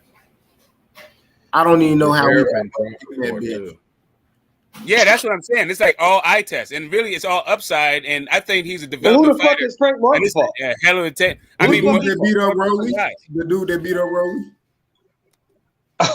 Oh my god! Well, I mean, I think they both around the same level. I think this could be. I think it's a 50-50. If You know, Baron go up there, Frank Martin beat. You know, Frank Martin beat Virgil Ortiz in the amateurs, right? who? I don't give a fuck if he beat King Kong in the amateurs. The amateurs don't count up here, boy.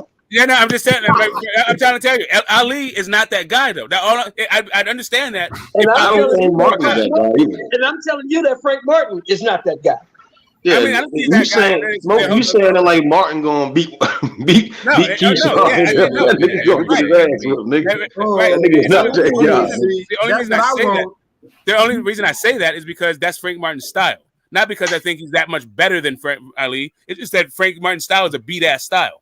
Keyshawn said, "Oh yeah, he's gonna get his ass beat." Keyshawn said he'll step on Frank Martin, man, and I believe him. Yeah, I don't think I believe that. Hey, I believe that. Also, yeah, you always talking about stopping somebody. Yeah, Keyshawn to stop Frank Martin. Hey, and Kid Austin would too. Yeah, no. Who'd you say was the second person? Kid Austin. Kid Austin. Frank Martin. Nah, I gotta check it out. That's a good fight. That's a good banger. They'll bang it up. They'll bang it up. Hey, that'd Q, be a good fight. Next Terence Crawford, Q. That's the next Crawford. Who? Switch hitter. Telling you, Kid Austin, the next Crawford. Watch. Nah. He fight like Sean Porter, man. Sometimes. Yeah, I don't know. Oh, bro, as he step up in competition, you gonna see the skills come to display. You gonna see it. Yeah, Sean Porter got skills. Yeah, Sean Porter. Yeah, Sean nah, Porter. Bro. Nah, Sean Porter. Y'all just seen Sean Porter with the big motherfucker. We talking about the next Terence Crawford. But the closest one like Shakur and Keyshawn, they really resemble Crawford as type things. They got their own style shit to it. I ain't seen when I see Kid Austin, I don't see Bud. I see something else. I don't see none of these dudes. When I see Bud, I don't see none of these dudes. Bud is like these dudes. Okay. Bud is a generational talent that worked fucking hard from when he was a goddamn kid. These guys are guys who worked hard and got to where they are because of their hard work, but they're not generational talents. I don't think Shakur is a generational talent. I don't think Dev's a generational talent. What? I think Tank is, but he's just got that because he's got that God-given power. But like he also, anyway, I think we've seen the best of Tank Davis also. But that's a whole God-given talent. Bud Crawford is when talent and dedication come together in a package. None of these dudes are him. Mid-time him stop playing. Hey, Smoke. I kind of agree with you. As a matter of fact, I'm gonna tell you what. L. Spence is not that. Neither L. Spence or Charlo is that either. The only reason I'm picking Bud, I used to pick Bud to beat them. Like to beat Spence, not fucking Charlo. I didn't even know who Charlo was back then.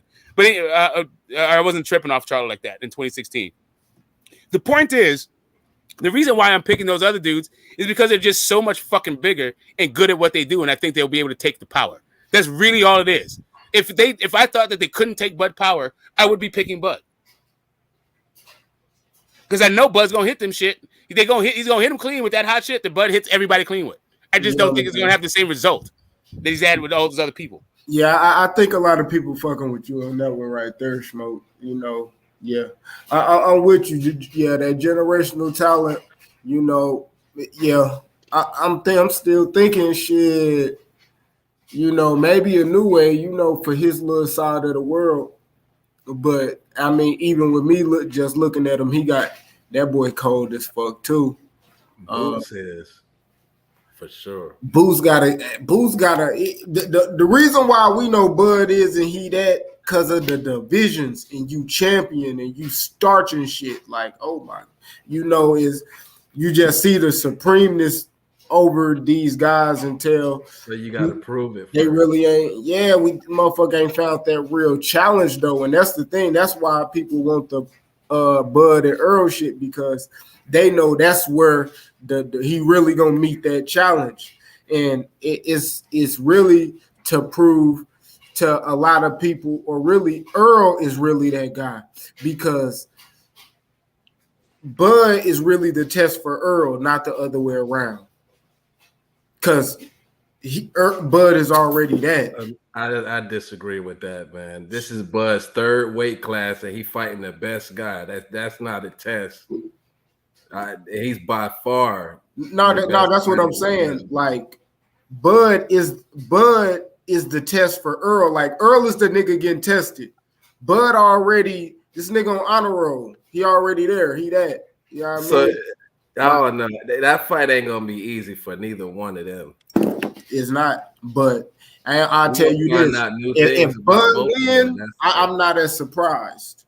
But if Bud lose, and if Earl actually beat him, bro, that shit is like mind blowing. Like, oh shit, he really.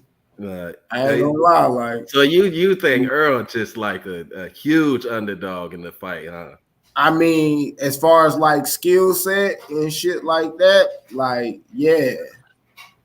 I don't think he got the tools for it. I think Earl got the jaws of life or some shit like that. That nigga got one big ass tool, and Bud, you know, dude got some shit. I feel like Bud. He's more skilled than Earl, but I feel like Earl has the grit and he has the fundamentals to close that talent gap. But Bud is better at the most important things in boxing, though. But if Bud cannot knock this man out, I just don't see how he gets the decision, because Earl, he throws punches in bunches, like. Yeah, exactly. It's the same thing with Dev and Tank, right? And like it's just, if you can't drop or stop this dude, how in the hell are you about to outpoint him? Oh, and I can't feel like Earl has the style to deal with boxers like Bud. Devin Haney chin is not no Earl Spence chin, bro. You cannot make that comparison. No, that's not. I know that. I'm not saying that they do have the same chin. I'm just saying that if you can't drop or stop, like I feel like Tank has a better shot of dropping or stopping Dev than Bud has of dropping or stopping Tank. I mean, Bud dropping or stopping. Actually, now hold up a second. Let me. Hold up a second, because they might have the best shot, even though I think Errol Spence has a better chin. Fuck, dude, that's a tough one. I think they both have the chin. Really, what it boils down to is this. Without getting too deep in the woods, I think that if either Tank or Bud does not drop or stop Errol Spence, I don't see how they win. That's like really you're a fucking bum. Damn, that's when you know you made it, nigga. That's when you know you made it, nigga. The nigga just hopping up on this bitch saying, was that fucking furious? Man, I mean, hey, yo, man, get your people, man. That nigga had an accent, man. That's A-Ops. Come on, man. Hey, Andrew, where's Jerome? I know you out here listening somewhere. Like, come on, bro. Get your people. Where's Cass? Hey, I get that but y'all kind of think that if you don't stop Earl, you're not beating him. I totally disagree. I mean, again, I think the first 3 rounds, Earl was going to be successful. Then 4 or 5, he's getting up out of there. You know, just go ahead and tell Derek James get the plane ready. I disagree. Crawford's just more dynamic in boxing, the better boxer, the smarter boxer, the healthier boxer, the one that all that shit gonna add up, right? I think again it'd be similar to like what we saw yesterday, and everything down to the T. But it's gonna end earlier. Earl is, as y'all say, more the work rate is different, right? So he's gonna keep coming. Right? Earl starts off early on. He wants to play the boxing. You know, he wants to. I don't want to say play boxing. He wants to try to see if he can box with you, and then he's gonna be like, "Oh shit, you know, you're better than I thought you was. Let me try to, put my head down and beat my brains out, you know." So, and Bud is just too well rounded, right? And as we've seen, he's gonna play that matador. You see what I'm saying? You do know that you're giving the argument for him knocking him out, and I'm saying that's cool. I'm not arguing with him being able to knock him out. That's what I'm saying. So what I'm saying. What's plan B? Right. So again, let me get this. So again, That's why I see it was stopping 5, right? So let's say Errol's chin is granted, but you're going to keep getting the same ass whooping for 12 rounds, because there's nothing Earl will be able to do, in my opinion. You see what I'm saying? After the 3rd round, Earl trying that sweeping left shit, and I'm going to put my head down. I'm just going to pick your head back up. What are you looking at the ground for? You see what I'm saying? So let's say he doesn't stop him. You see, it's damn near hard to see him not stopping. Like, it's like, is Derrick James going to let this shit go on for 12 rounds? Niggas going to die there. You see what I'm saying? So, I mean, if it does, it'll be the worst ass you ever see a nigga get in his life for 12 straight rounds. I just don't see stylistically how a guy that's putting his head down to the ground, throwing a punch that he don't see is going to, for 12 rounds, sustain itself. You see what I'm saying? I think it sounds good that Earl throws a lot of punches, but it's not with any purpose sometimes. Nah, you get AIs what I'm saying? don't come on panels. AIs don't come on panels. But Yeah, bro, he like, uses all I'm jabs. saying He is uses- if you are trying to extrapolate some kind of conclusion about what is going to happen against Errol Spence from David Avenesian, then you've missed the whole fucking plot, bro. You don't know what the fuck's going on at all in this matchup. No, that's opinion, right? So again, it's a guy that Errol's game. The name of the game is that I'm this Bronco, I'm this bully, right? Because that's what he kind of tried to do against No, Ugas, but right? how? You see But it's how. So How does he go about again, doing it? Errol's damn near the same every fight, right? I'm gonna Yes, but come how in, jab, is hit the body, then I'm gonna get up on you, try to Correct. pin you where I want you. There you Hold go. on, I'm gonna pin you where I want you to be. But we saw in the Sean Porter fight that if I'm using angles, I'm turning you, I'm pivoting around, and I think what kind of many people are banking on is that Bud lost a step or he's incapable of doing that. And we saw him do it a couple of times with the Avenesian fight. I could easily just turn you around and do this shit all day. I can do this shit all day. You see, I'm like Captain America.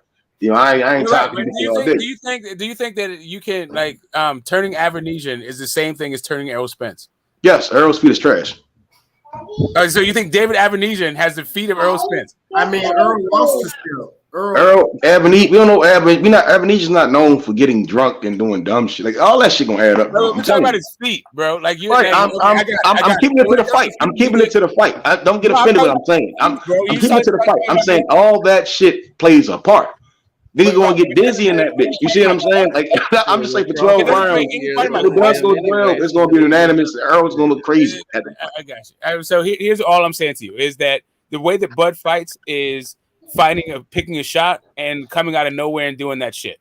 If he thinks that Errol Spence is going to be as unproductive and as low output as David Avenesian, like in between Bud trying to pick your shot to get you out of there, then we are seeing two different fights. I'm saying we saw when Avenesian did get certain spots. We see Bud tied, like he had tied, like we know Bud has no issue with tying a guy up, right? And manhandling shit out of him. I was not done. So just same way that Avenesian was having success like early, right? Like we saw in the first round, even David Avenesian got a fucking round off of Bud. The difference between the work that Avenesian does to get a round off of Bud and the work that Errol Spence will get getting a round off of Bud will lessen the odds and lessen the chances of Bud having that power later on. Maybe that's cat, bro. That's cat. Let me tell you about just basic physiology. What body punches does to you is it not only brings the acid to your fucking stomach down to your legs, so your legs are not as strong, and that's where your power comes from. But also, because of that, it takes the sting off of your shots. I understand. I've been in the ring before. I done got my ribs cracked. I done got hit with body shots. I get it, right? So what I'm saying again is that has to be effective first and foremost, right? Bud is way better at maintaining the distance and making you fight the fight he wants it to be. Again, a guy that's putting his head down to try to get in there is a no-go for Bud, bro. You're gonna look like Felix Diaz. You get what I'm saying? So this I get it, right? Sean Porter his feet are far more better than Earl's. We saw when Bud wanted to pivot, Sean wanted to pivot. Earl's not doing that shit at all. So I can agree that early on, right? As you said, Avenesian won the first round. I agree. I see Earl possibly win the first 3 rounds, but that work rate ain't going to be as you think it's going to be. I think he'll get off. But again, I believe the fight will get stopped. I think this Earl's aggression will get used against him. He gets stopped in the 5th. But by the mercy of God, if he don't get stopped in the 5th, it's going to be the worst ass whooping So But you're right. I actually agree with you on like the ebb of the fight. Like I think that like the first 3 rounds, I think you can probably like you would. I think it's reasonable to say that he gets the first 3, and then Bud like and then it may be 4, but like I definitely 3, right? But then Bud will make an adjustment and can take it over. The issue that's not the issue. The issue is the kind of work that Errol Spence does when he wins those 3 rounds. Does that lend itself to Bud having power late? And I don't think it does. I mean, vice versa. I mean, Bud is a better. I don't agree that Earl is a better body puncher. I think Earl throws shots to the body, but I don't think he's a better body puncher. By far, no. The Ugas fight, there's a lot of things I saw. If I were to pick a knockout, right? I would see Bud stopping Earl to the fucking body. So right, so that's what I've been saying. That's what I've been saying, Meth. All this. I know you've been saying that. Yeah, I've been saying that shit for months. So but I'm not picking knockout. If I were to be picking knockout, I would probably be picking Bud. But I'm just not think either guy's gonna knock y'all think Earl going? I don't get how y'all see Earl winning a decision against Bud, bro. I'm like, y'all crazy, man. Like I get because most people always say, well, look what he did to Ugas. Most of it sounds like, look at Ugas' eye and Brooks' eye, and I'm like, neither one are known for having feet. No one says Ugas. Look at Ugas using that footwork. Nobody says that. Nobody in the world ever said, look at Cal Brooks' footwork. We just saw guys punching on that nigga, bro. And even Sean Porter. Sean Porter, the only one that showed flashes of his footwork. And I disagree with Kenny Porter was like saying allow Earl to hit him in the body when he was coming in and like lunging in. It's because you're missing the point. The reason why you're missing it is because the reason why people are saying that is because of output. The same reason why like Lewis, like nobody is saying that like Leo Santa Cruz has better feet than Tank, but he throws way more fucking shots. That's the issue. Right. And what happened to him? He got knocked out. That's what I'm saying. If he went into the high guard, he got hit with some crazy shit, and he got put on the rope. He got put to sleep. That's my entire point to you. If you don't drop or stop him, then there's a very good chance that you're gonna get outpointed because his work rate is so fucking high. That's why do y'all think that his work rate will be so high with a guy that has more?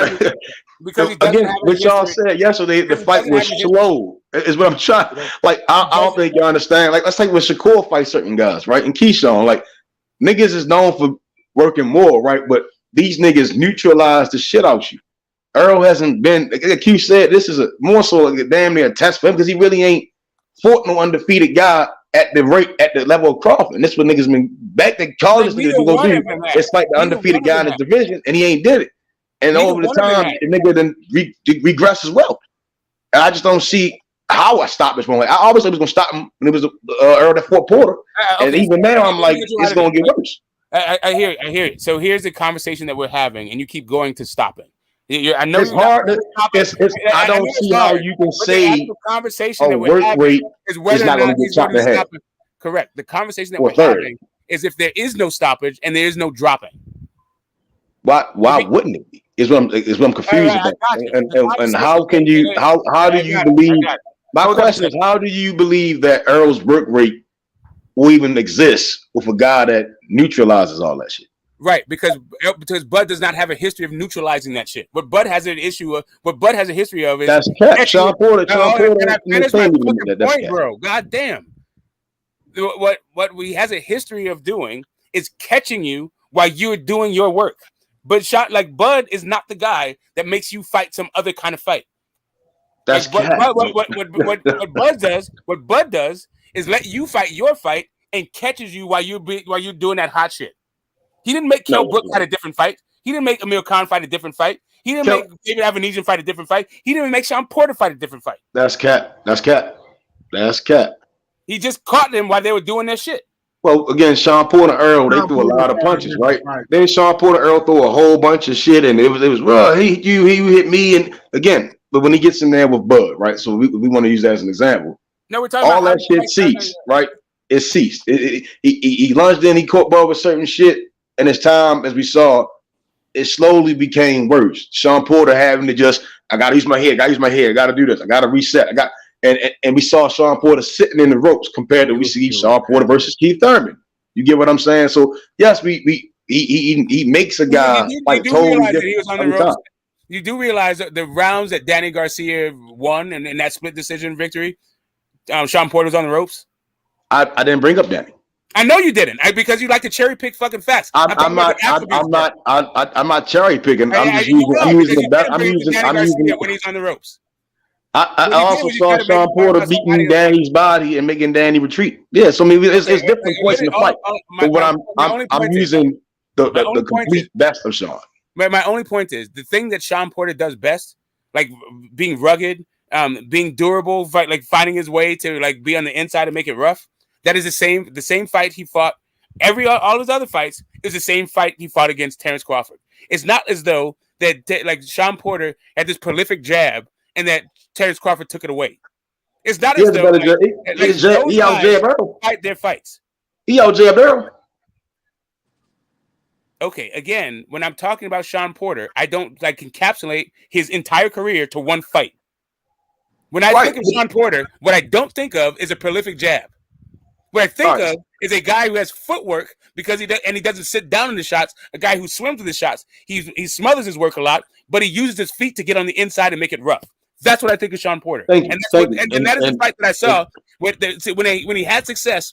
That's what I saw him having success doing. When Terence Crawford had success, it was because he kept the fight fucking long and made Porter pay for closing that gap. Right. So let's use Floyd Mayweather then, right? So let's go there. All right. So early on the fight, Mayweather, I'm swarming, I'm throwing all this shit, and then it went away.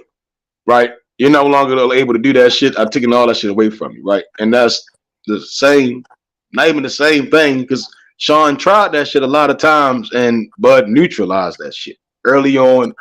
Beat the steam off of him, beat the body. 10th round, got him a fuck up out of there. I don't really see, again, the fight going 12 with Earl. I think he gets stopped early. I think Earl gonna go in there doing that shit. And niggas think that break eyes he's gonna try that shit and he's gonna get stopped. If the fight so happily goes past the 7th round, I just see it being like that nigga Earl gonna look like Lubin. We're talking past each other. Like the question isn't whether or not Bud stops him. The question is how does he win without stopping him or dropping him? You said how? Yes, that's the issue. I don't see him winning without dropping him or stopping him. That's what I'm saying. Again, I think what I'm saying going over your head, right? So I'm gonna say it slow. I got you. But for the fact, just off the strength of right that. I got you. No, that's not what I'm saying. I'm saying I have Bud stopping Earl in the 5th, right? Because that's when the tide turns, and I truly believe when Bud turns everything the way he wants it to be, Earl can't take that shit. I don't believe he can take what he gives out. And if Earl, by the grace of God, survives the 5th round, I think he proceeds to get his ass whipped from the 5th to the 12th. And I would be surprised a trainer would let Earl get his ass whipped after the 7th round, bro. Right. So it's stylistically, he's not going to see what the fuck going on. I got you. So here's what we just keep talking past each other on. You have this idea that Terence Bud Crawford is the guy that makes fighters look like they're not the fighters that they are. And yeah, I mean, like for me, I don't see Bud doing that. I see Bud letting these fighters be the fighters that they are, and him knocking them the fuck out anyway.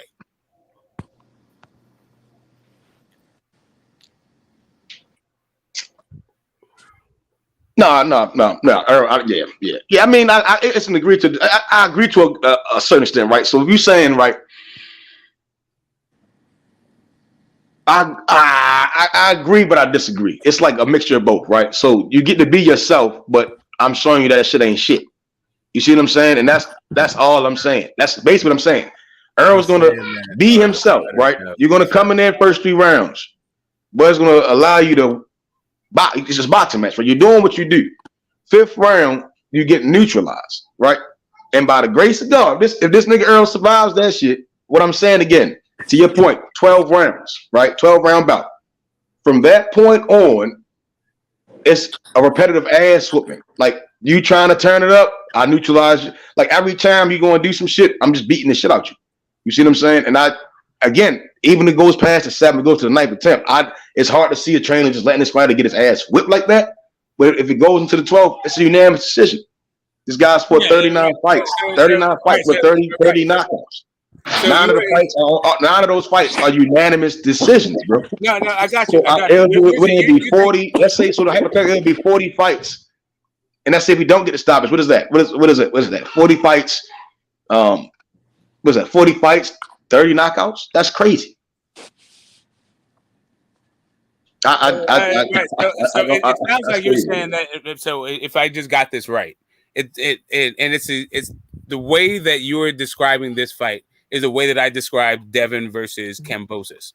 That it didn't matter, no matter what Kambosos brought to the table, then it wasn't enough to counteract what Devin brings to the table.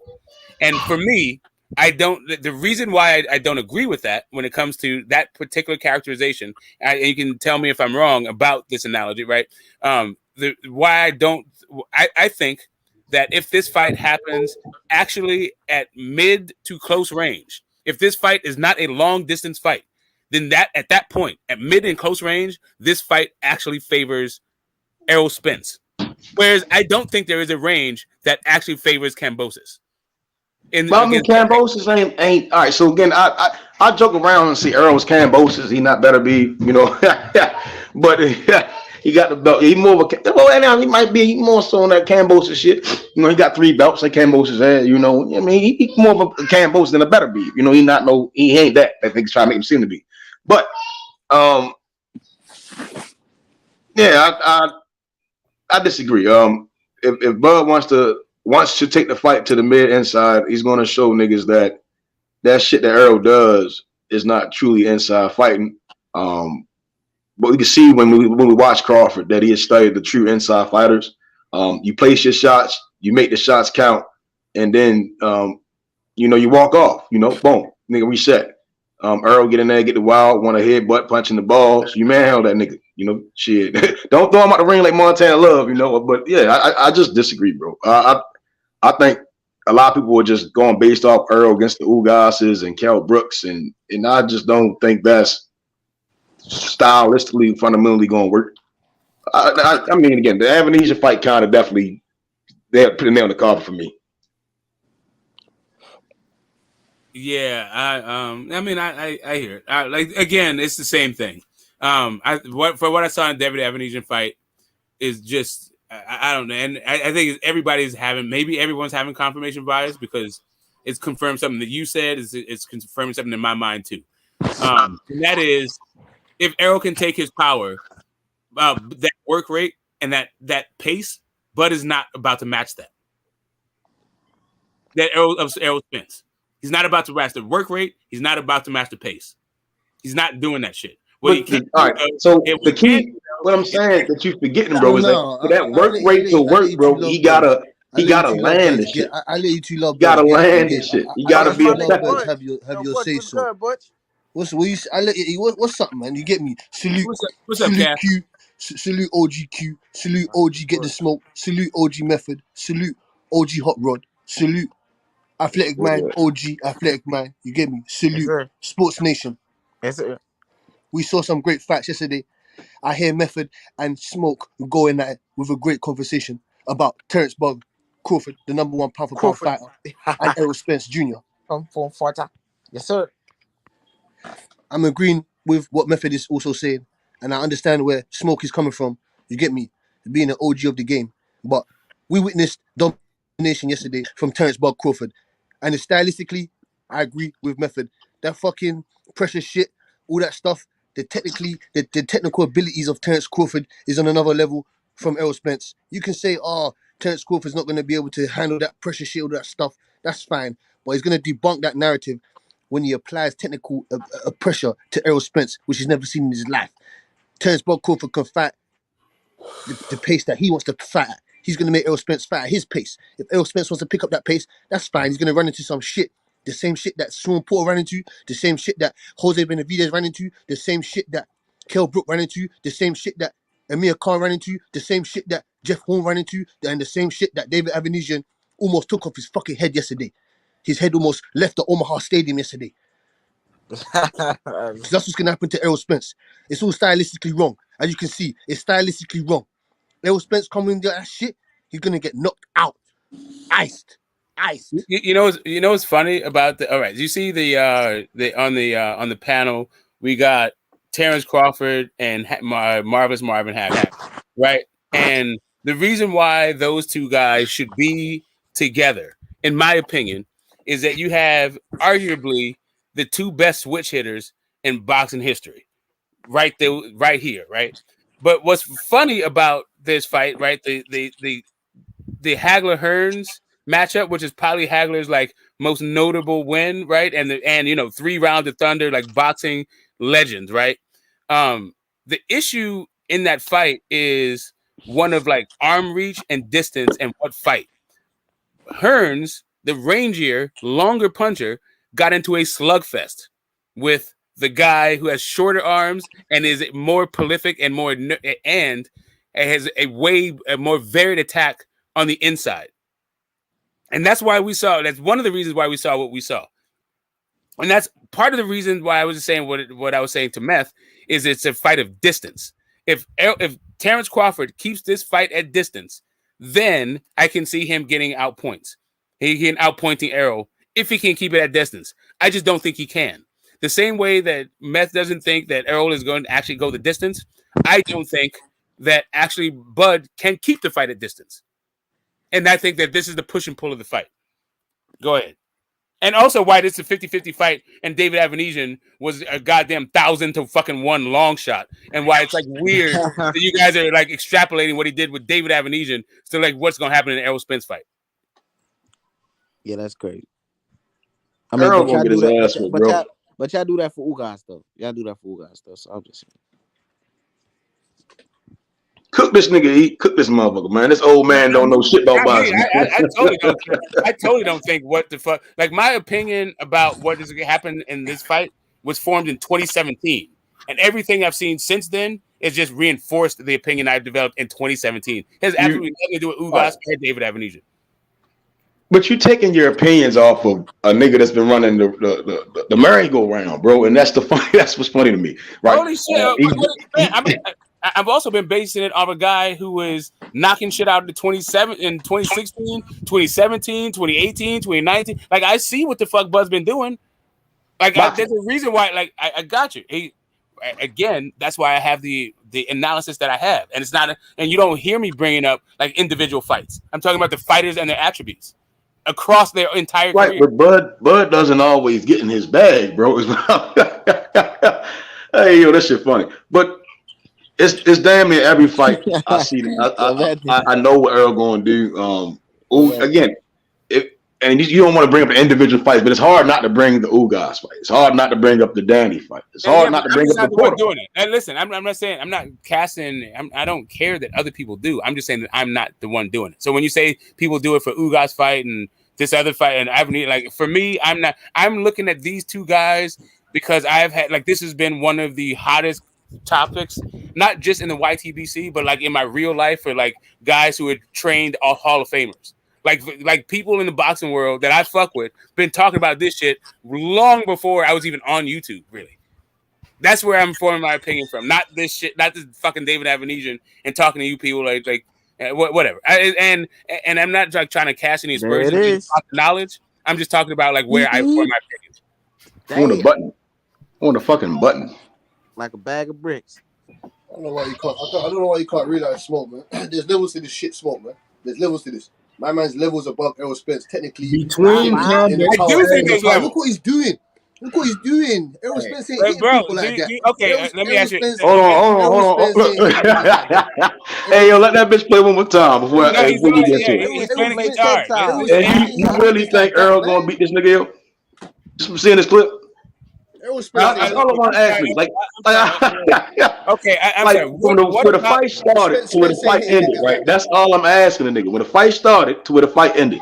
Yes, right. That was 6 rounds. And in that fight, like right there, like right what David Avenesian was just doing right there. When have you ever seen Errol Spence being that like that? Wasn't Earl and Ugas in the same quarters? I seen him do that against Latte. Errol Spence did that against Latte. Always doing that type of shit. Okay, hold on a second. What? Do you not understand that dude was squared up? Look at this fucking thing. I will always be squaring up. What you? Okay, hold on. Hold up. I got something for him. Wow. Yeah, pull it up. Now Errol is squared up. Okay. All right. Yeah. Show me Errol squared up. Yeah, it was squared up. We talking about when you get against Latte, man. He was squared the fuck up against Latte. Okay. That's Again, a while ago. all right. So hold up a second. All right. So if you have to go back that far to see where Earl is squared up, then you're proving my point. His last fight. We talking about he squared up against Danny Garcia. He squared up against Danny Garcia. Okay, cool. Let's see him. Let's see him squared up. Danny Garcia was catching him with some big hooks. Danny Garcia was catching him with some big hooks. No, Danny Garcia, definitely. To me, that Danny Garcia fight was the fight that. But because before that, like, let me tell you another something about me. I was picking Errol to stop fucking Bud before that Danny Garcia fight. At which point, after that Danny Garcia fight, and I saw the way he fought, and I saw the success that Danny Garcia had in that fight, I'm like, nah, he's just gonna fucking outpoint him unless Bud hits him with some of the shit that Danny was hitting him with. If he can't take those goddamn shots, then yeah, he's not winning the fight. Like, that's what I don't understand, like, what you guys are missing about this. The only reason I'm picking fucking Errol Spence to win the fight is because I think he can take Bud's power. No, Smoke. What are you? Smoke, please. OG Smoke, please. I know you smoke a lot of weed. No, I got you. But listen, OG Smoke. I know you smoke a lot. I do. I'm about to smoke something right now. I'm about to do something right now. OG Smoke. I know you smoke a lot of weed. But I'm about to right now. Look at the way he's hitting Avenesian. I do look at the way. Errol Spence ain't ready for that, man. Look at this icy guy. Hold up a second. Do you think? Hold up a second. Do you think that Errol Spence? Hold up a second. Do you think that Errol Spence has? Do you think that Errol Spence has better or worse? He's gonna redirect that shit straight onto a left counter hook, or he's gonna come in with a rack cross or something, and he's gonna smoke it. Hey, Cass. Do you think that Errol Spence has better, the worse, or the same head movement as David Avenesian? Okay, bro, yes, I can't Errol tell, Spence bro. got better head movement. Yes, we know that. He's got overall better defensive tendencies. Errol never moves his head. He never moves his fucking head. Don't okay, lie. Don't you see that Errol's head better than Avenesian? Okay, so hold up a second. Do you not see that Errol Spence not only moves his head but also catches and shoots? Bro, he don't move his head, bro. He don't move his head, bro. Okay, so you ever seen Errol Spence? You ever seen Errol Spence's head next to a guy? Okay, hold up. You've never seen Errol Spence's guy, and I didn't forget a guy in his last fight. Did you see Errol Spence's head next to Ugas's waist? What, bro? You see that head movement? You don't see where his head. You don't see all that head movement. His head is not online. What's that movement, his head is not online. Bro, his head is on the line right there. It is not on the line. It moves. Sometimes it's on the line and he moves it. Bro, what the fuck are you talking about, bro? Look at his head and you see how that nigga not beating Bud, bro. You see how different planes it's on. You see how he's moving his head. Bro, you're capping, bro. I move. Okay, just look at it, bro. This shit is crazy. Play that shit again, Q, so I can see what this nigga talking about, man. Yeah, please. Just look at his head and see the different planes. Hey, Smoke, stop smoking that shit, Smoke. Hold on. Just look up and down. You see how his head was just at his waist a second ago. You see how it gets down with it. You see how his head is in a different place there. Watch him get countered. So we're talking about head movement, not whether or not he's getting countered. Because I think he's going to get hit. The question is, does he have a different head movement, the same, better, or worse than David Avenesian? Now he actually blocked out. Now he took that on the gloves, but. Yeah, but this Ugas, bro. I know we're talking about head movement, bro. All we're talking about is head movement. Now look where he on the ropes. Where he at it by the ropes. Puts his head down. Come on, bro. Stop it. He gonna get stopped, bro. Again. Wow. I'm gonna pose a question one more time. One more again. You saying he moving the head? Let's just watch, man. Let's just watch. The same or better head movement than David Avenesian. Watch this right here. Right here. Bing. Bing. 10 seconds. 10 seconds. Watch this. Bing. Yeah, he missed all three of those shots. Stop capping.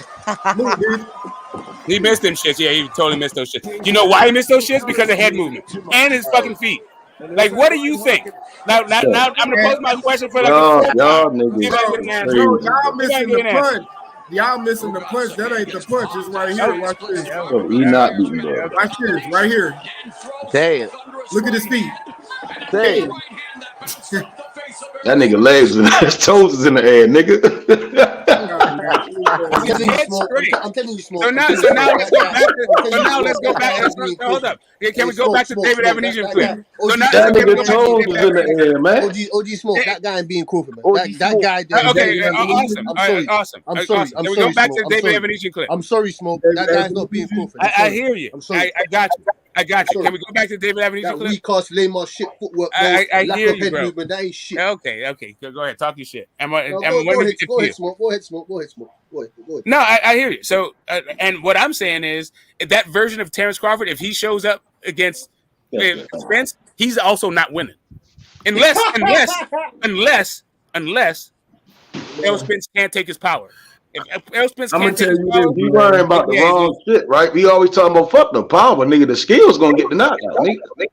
Right. So now let's look at it. Where was his hands at? Where was Evanesian hands at? That's I got you. all that shit gonna add up. That nigga Earl gonna get embarrassed, nigga. And I'm gonna make sure, hey, Smoke, I'm gonna come to Cali, right? No, hold up a second. I'm gonna talk shit. I'm gonna pull up and talk shit. Like, man.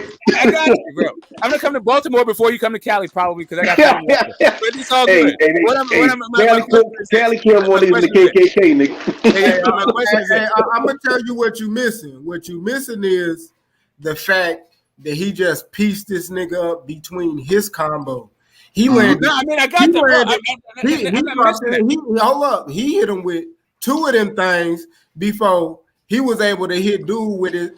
Throw the second punch at Crawford. I know that you guys don't want to answer my question. Who has better head movement? Devin, is it the better, worse, or the same? Devin Avanesian. We know, OG. We know OG. It's the same. Okay, so I just want to get an answer. No, we don't know because you think it's better. We do know who's got a better head movement. Okay, there we go. Head movement. No, it's the same. It's the same. It's the same. Don't let this nigga lie to y'all niggas. It's the same, nigga. No, come on, that. Come on, Method man. Come on, Method man. You know Aerospace got better. Where you at? The high guard, right? One more time. Hey, do y'all want me to show y'all the punch? That's Earl probably gonna get clubbed with. My man came out. So wait a minute, hold up a second. We already showed Edom. You know we went through this whole thing. Please, Q. Hey, Q. Sure. You know we got here because you guys said, not you guys, but my man I think was that Athletic Mind. I think Athletic Mind was saying that that he has no head movement. So now we saw the difference between no head movement and somebody with head movement. Or did we not just see that?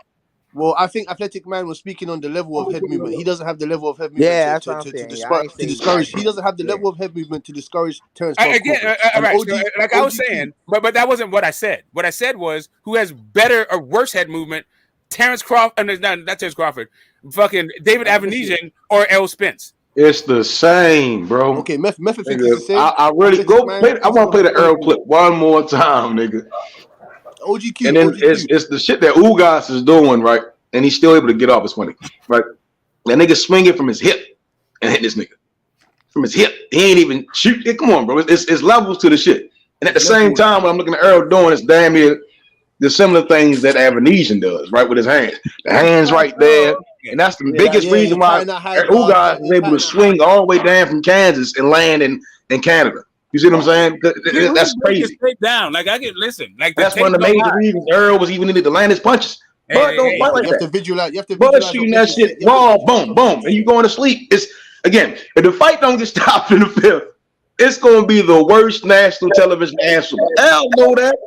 Earl know that. Right. So here's the thing. That's why we ain't got that bitch yet, nigga. If Earl does what Earl that nigga is not responsible, nigga. Right. So if Earl does what he's used to doing, right? If Earl's doing what he's used to doing, and that is taking and licking and keep on ticking, then that is a horrible nigga. Yeah, and he gonna be talking. He gonna be talking slow as a motherfucker there, right, nigga. OGQ, man. I got it, man. Show us the shot. OGQ, man. Show us the shot. I feel like I'm in the cult right now. We're not talking about boxing right now. We're just talking about like your beliefs of this shit. It's not. I'm not trying to argue your beliefs. I'm not trying to argue your fucking beliefs. I'm just trying to like. I'm trying to have a like technical conversation about boxing. On the wall.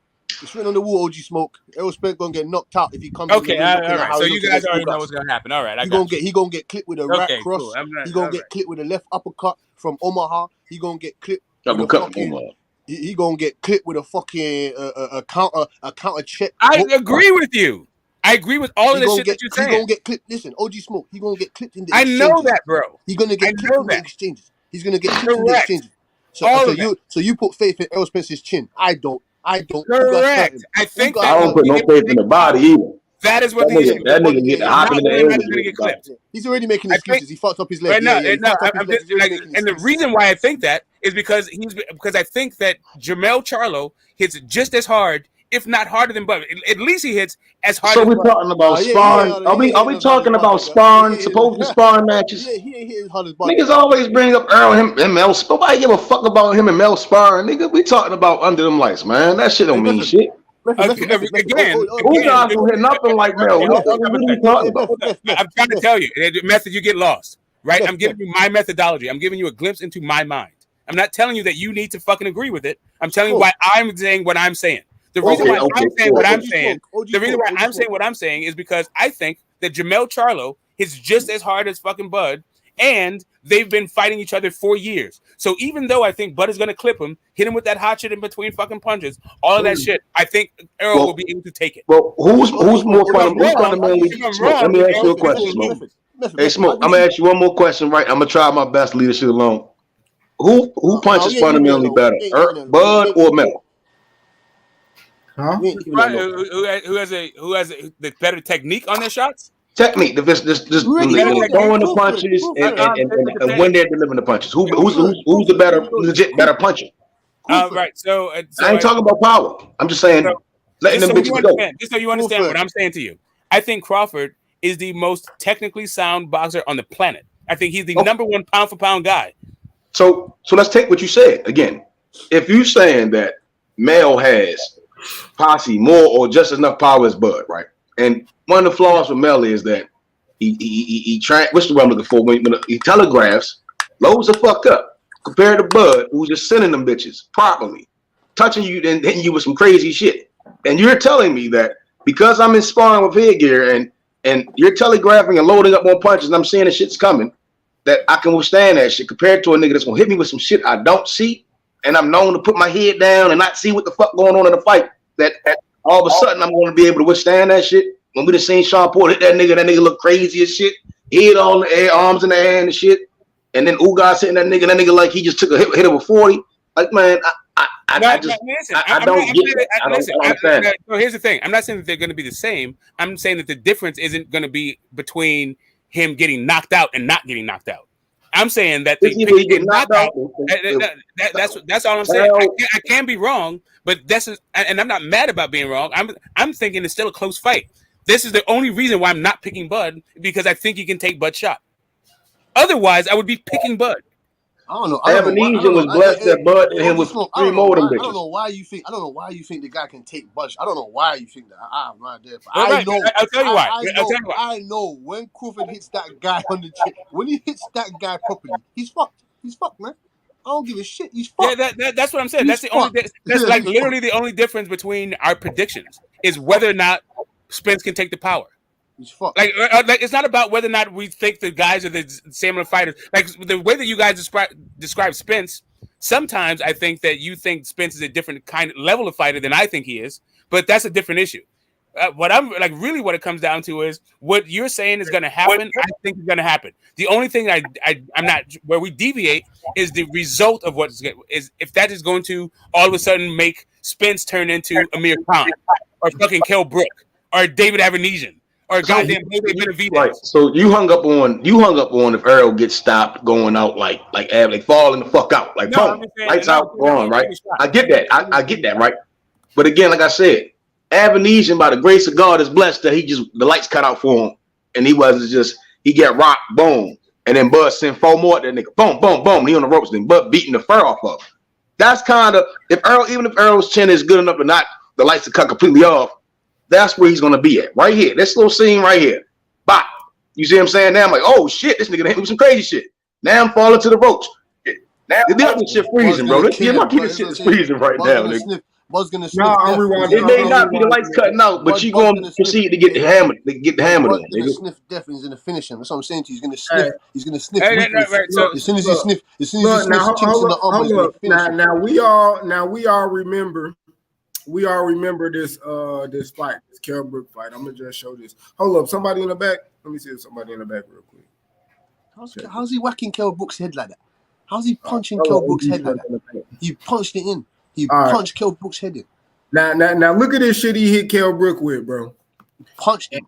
And I'm gonna show y'all, and this just an instance where I'm telling y'all that, man, he might not even have to load up and bang this motherfucker head off, because, for instance, look what he did with Kell Brook. I'm not saying Kell Brook and Earl got the same chin of no sort, but I'm gonna show y'all this punch right here. You know what I mean? Some people don't know what it was.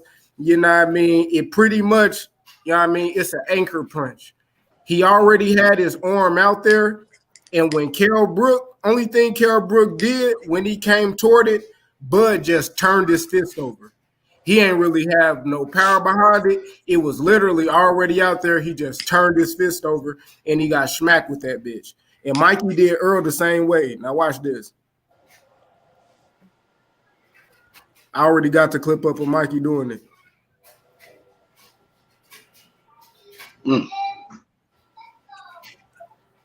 You know what I mean? Battle of the jabs. Jab really battle position. Boom. He turned, you know what I mean? We're going to go back. Now, look, his arm out there. Boom. He turned that bitch over. Smacked his ass across the ring. Now, and look how we just ran after that nigga, full sprint ahead, man. Ugas, that's what Ugas did that. But now I got Mikey and Smith pulled up. Now remember the same punch Earl just hit him with. Now watch Earl, what the punch Earl get hit with.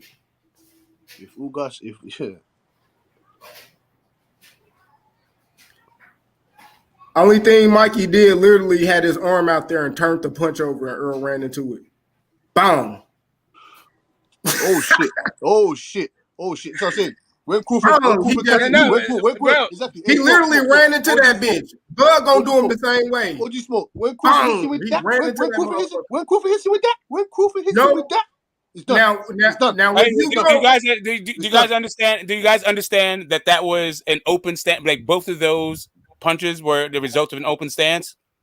Yeah, you do know Bud can switch, shift, all the good shit, right? I do know the Bud. I do know the Bud. You know he do a lot of other shit that he don't really have to do, bro. I just want to make sure. I just want to make sure that Davis. He could have stayed at orthodox with Davis. God nasty, nigga. God damn. Like, do you not understand that both of those situations having an open stance, and it's the shortest fucking straight that gets to the point depending on the angle in an open stance. Hey, Smoke, I'm saying, boy, when he hits those splits with that, he's done. Okay, I got you. Done. It's all good. Why can't you understand this? He's done.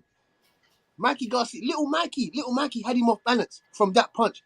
It was just Terence Crawford gonna boom. Bro, we were talking. Okay, hold up a second. Right. So, you do realize that in that fucking thing that we just saw, that Mikey took the worst of the exchange, even though he got him off balance.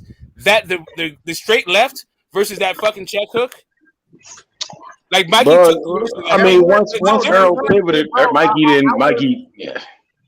I'm what I'm speaking on was just that one punch.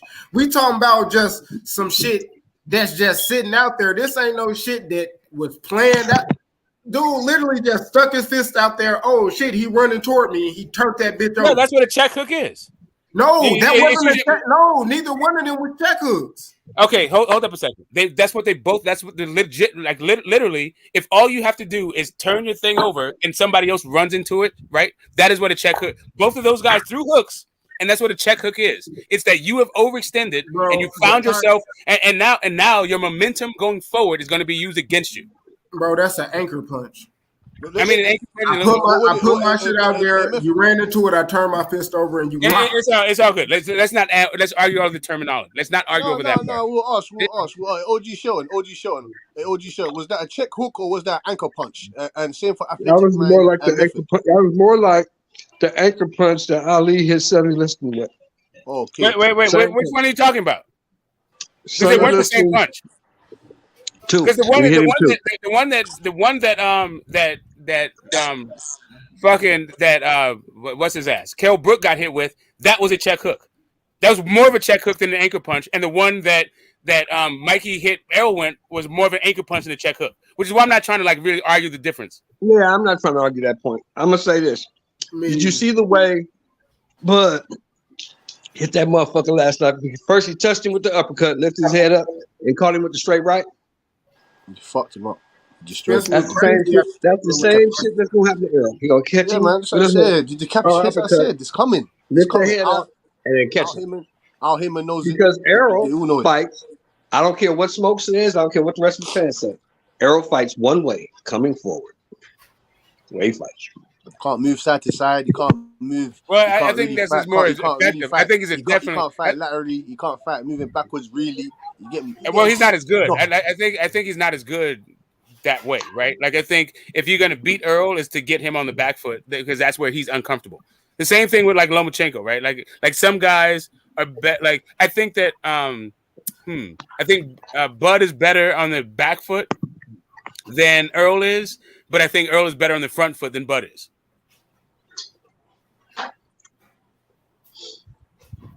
And really, it's an issue about like attributes, right? It's just that Bud has really fucking long arms, so if you get within his power, he throws hooks, but his hooks go wide. Like he throws, they have an arc to him, or he has to tie you up. So Ray Leonard had long arms, bro. Hagler had long. No, Hagler had short arms. Plenty of guys that have had long arms, bro. Correct. And the book is out on how you beat it. What is that? Smoke, stop, Smoke. That's not true. I just watched Hagler versus Mugabe. I just watched Hagler versus Simpson, and I just watched Hagler versus. What's not true? What's not true? Yeah, what's not true? Marvin Hagler's reach was 75 inches. No, I'm talking about when it comes to when it comes to Hearns. He didn't have short arms. He had 75. No, I'm going to talk about when it comes to the Hearns. Like that's all I'm saying. Like, oh yeah. Everybody had short arms compared to an 81 inch reach. I'm not saying they had short arms for the division. I'm saying those fucking iconic fights. Like that was the issue, right? Yeah.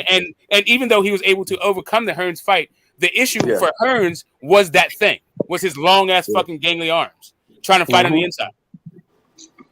Who couldn't keep Marvin off of him? Because you remember in the first round, he cracked Marvin with his best right hand and split Marvin's forehead from the top to the bottom. And the ref told Marvin after round 2, "You got one more round." And Marvin said, "That's all I need.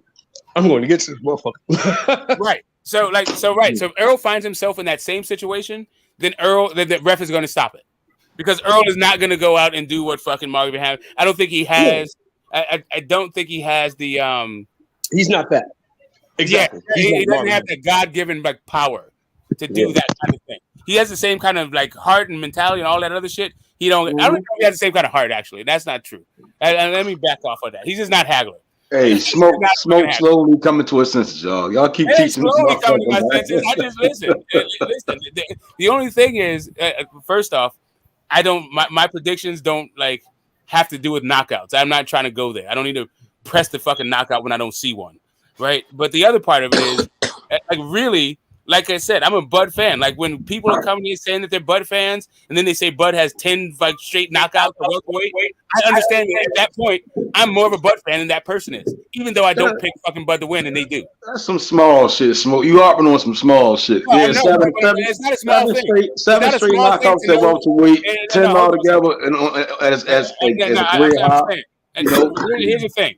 I understand is how many fights the guys had at welterweight because I've been there for every single one of them, riveted. I wasn't necessarily riveted last night, but that was more of a product of how many fights were on last night versus like Bud. It was like Bud and his opposition and all the other fights that were on. So I was actually like, I understood that Bud was going to beat the shit out of Avanesian, but I didn't know what was going to happen in the TEO Santa Martina. Let me be honest with you. I watched that shit after we got off live last night because as soon as Big Baby was over, I turned to BOK Prime. Fuck that other fight. I don't give a fuck what happened between TEO and Santa Martina. Yeah, I know. I hear you. Bud. I hear you. So I had them both on. So I'm gonna tell you what really was on in my house. Like what was actually on in my house was a Warrior game because my son, like that's the generational thing. My son's in basketball. My dad's in a basketball. I'm the only person who's in the boxing, and they humor me when they fucking watch fights. So I had 3 fucking things on. I had the Warriors fucking Celtics game on. I had the goddamn TEO fight on, and I had the Bud fight on. But when it came down to it, the most intrigue that I had was through third quarters, Warriors versus goddamn Celtics. But but I was interested as if Santa Martin could pull off another upset. At no point Steph Curry pulled away from that. Yeah, well, Clay hit that 34. My neighbor, like he's up to throw. Anyway, my guy hit 34. So, so the other part of this whole thing was at no point did I think that David Avenesian was going to pull off the upset, but Santa Martin was the upset watch for me. Mm-hmm. And I thought he accomplished his mission. I thought he pulled it off. But the judges thought so some people thought that Lopez Warrington was the upset watch, but I thought that, like you, I thought Lopez was just going to win that fight, and that wasn't going to be an upset. What made me laugh is that they announced him as the former undisputed champion and that. Exactly. Joe Tessitore got to stop that shit. He got to stop that shit. What the fuck? No, but they're putting. It's seeming weird. It seems like cringe, given every other thing that's happening with this guy. It just seems like more of delusion. Like at this point, there's way too much fucking delusion going on for you to get away with shit like that. Delusion's crazy, man. They adding to the delusion. They want his ass to go out there and say goofy ass shit. I mean, dude, man. He said, "What's Cambosis? Cambosis ain't going to the 140." He wilding, bro. TEO wilding, bro. This guy's annoying, man. It's just annoying. TEO, bro, man. A motherfucker. He got clipped to the top of his head, top of his equilibrium. Hey Q, let me ask you a question, Q. Let me ask you a question, Q. How do you think Tim Bradley and Andre Ward feel about this motherfucker Joe Tessitore keep constantly saying this dude was undisputed? Andre Ward don't care. Tim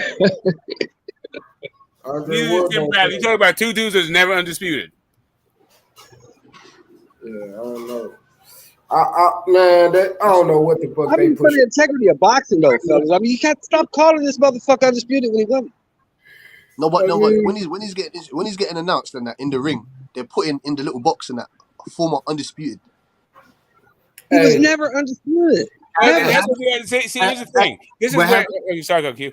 I was gonna say, haven't y'all noticed they only say that when TEO around? When TEO around and they talk about him, they don't say he undisputed. Yeah, right. So that's what I'm saying. This is a top rank. So what I'm seeing is TEO people are sending them the way he wants to be introduced, right? And this is his thing. Like if he were to say to them, start calling me the Mexican monster, then that's what they would do. Like they send them their notes. The way he wants to be called out is on him. Not on Top Rank, not on ESPN. He can say whatever the fuck he wants to do in his call out. I mean, his introductions, not in his call out, but his introductions. Right. I got you, Smith. I got you. And then he got dropped twice by a B-level fighter. What that make him? I think really the question is what that makes Loma. Why nobody wants to have that conversation? I keep saying, what does that make Loma? Why they doing this? I mean, the reason why I can't do that because why they put it from undisputed? I don't know, man. I just can't do that because Loma ain't fighting at 140. But but he lost at Cambosis at 135. Yeah, I mean, shit, Loma with Cambosis undisputed, nigga. Yeah, but Loma ain't fuck Cambosis, so this is just like see the reason why TEO won, bro, and I always say it, bro, because he was bigger and stronger. That's why. It was body punching and fucking power, bro. That's it. I ain't gonna lie.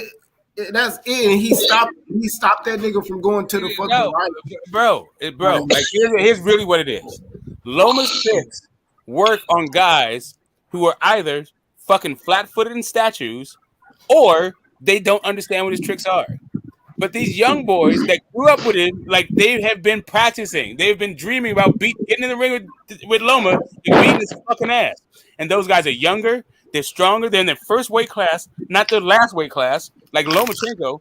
They're going to beat his ass. Like you don't have to be very good to even do that. Because as Shelton's been saying, Teofimo's not very good. But what he is designed to beat fucking Lomachenko. And it seems like he doesn't have a plan B for after he beats Lomachenko. They ain't doing shit about it. There you go. Exactly, so exactly. Fox claiming undisputed, man. Every real undisputed motherfucker needs to jump him. They gotta initiate that nigga out the game, man. He bullshit. That man ain't undisputed game, bro. You unified, man.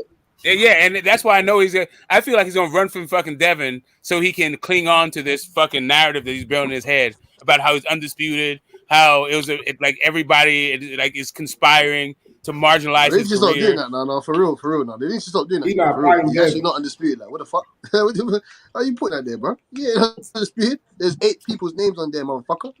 You ain't. Hey, I'm gonna be honest with you, and this is just real spit. That guy that showed up last night is not beating Devin Haney. No, correct. I'm trying. Russell knocks him out. Matias knocks him out. I don't know if he knocks him out. No. Listen, Subriel Matias turns him into he ruins his career. He turning that nigga to mashed potatoes with the skin on him, man. You think Subriel Matias, Regis Prograis, Josh Taylor, they turned that guy into a totally different fighter. He might go in as war chief. And he's coming out like Gandhi.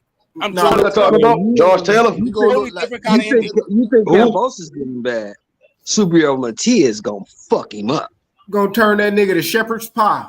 He's gonna turn him into anecdote. He's gonna turn him into footnote. He's gonna turn him into what I'm telling you about Lomachenko. Lomachenko is being fucking overhyped. He's not a hype job. He's just being overhyped.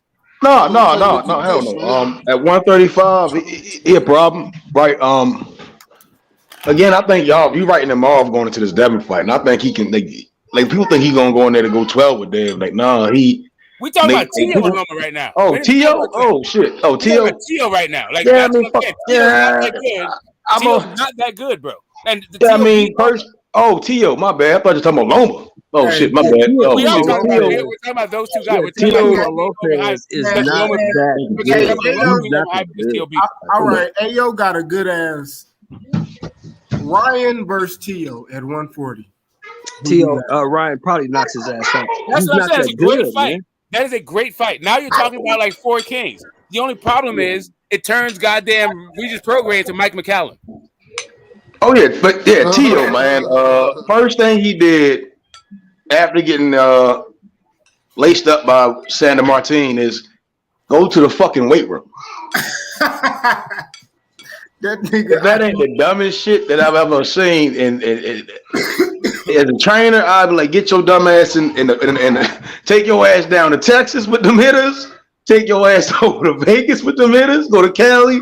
Shit, come to Baltimore. Go over there with bows in them if you got to. Like the first thing I'd be on the plane and getting some work. Shit, Colorado, any of these trainers, bro. Like it's so many guys that love boxing, and the first place you go to is a fucking weight room is ridiculous. Nobody. I saw on his Instagram in the comments, Killer Tamer Troy was saying nobody questioning your ambitions or your work ethic. It's your fucking skills. You see what I'm saying? And if you think going into the gym to do some sit-ups, push-ups, and bench press and shit and calisthenics is going to make you a better boxer, don't. You see what I'm saying? You gotta accept your flaws. That I'm not doing this boxing shit the right way going forward. You gonna get hurt. How long have I known y'all?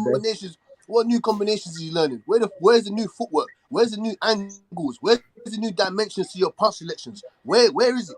Where's how long have I known y'all, bro? Where's the how long have I known y'all? Where is it? I don't understand. It's more than 1 year. More than one damn year, for sure. So let me ask you this. What have I told you guys when we talk about Teofimo Lopez since day one? What have I said? Not that good. He ain't that good. He ain't that good. He's not that good, man. He's not That's what I'm saying. Hold up a second. This says you understand where I'm coming from. 2017, before he was even with Top Rank, I was all in on the Teofimo Lopez. I liked him. I liked his dad. I like how they were putting videos on fucking YouTube and all this other shit. Like their hustle was immaculate to me. And they were calling out Loma and all that other shit. I love the way they fucking came on the scene. I love the way they made noise. Same shit. However, I have never thought that so here's what this thing is also backdrop by. I've seen Lomachenko fight live, and I saw to me I see what he is and what he isn't, and what he isn't is a whole bunch of shit that people in the YTBC say he is, and for some reason, whatever evidence shows you that he isn't what you guys claim he is, you just brush that shit aside. Like him getting beat by goddamn Orlando Salido should have told you that he is not what you say he is. But him getting beat by Teofimo Lopez should definitely tell you that he's not what you say he is. And then having a tough fight with Jermaine Ortiz. At some point, you're going to have to understand that this guy is having tough fights with mediocre fucking opposition. Him going 12 rounds, him going 12 rounds with Adam Carolla. Him going 12 rounds with an Adam Carolla. That Adam Carolla knockout was nasty. Special talent. That wasn't even close though. It wasn't like a war. That was just Adam Carolla trying to fucking survive and getting his ass. But he went 12 rounds with that dude, and that dude was trash. Did you see the knockout though? That was one of the most brutal goddamn knockouts. Shout out to Jack Reese's body cam, as a matter of fact. That was like one of the most innovative fucking knockout shots. When he rolled Carolla off his back onto the front. Like, come on, bro. Like, that was disgusting ass knockout. I want to speak about Big Baby. I want to speak. Oh man, that guy, man. That guy. He's a problem, man. He's an issue. Big Baby Jared Anderson is an issue. He's an issue. Of the world, he's an issue, man. but listen, OG show. Listen, OG show. Listen, OGQ and OG show. That Big Baby's a problem, but he getting hit by Jerry Forrest like that. If any of them big heavy, listen, Joe Joyce, Wilder, any of them guys, he getting knocked out. Well, he's not ready for any of those guys. One step at a time, man. We seen Zilal Zhang in there with motherfucking Jerry Forrest, right? Yeah, he's not ready for any of those top heavyweights yet. But and then we saw Zilal Zhang the Dillian Whites and the Hergoviches and them guys. He gonna beat them the fuck up. He gonna beat them the fuck up.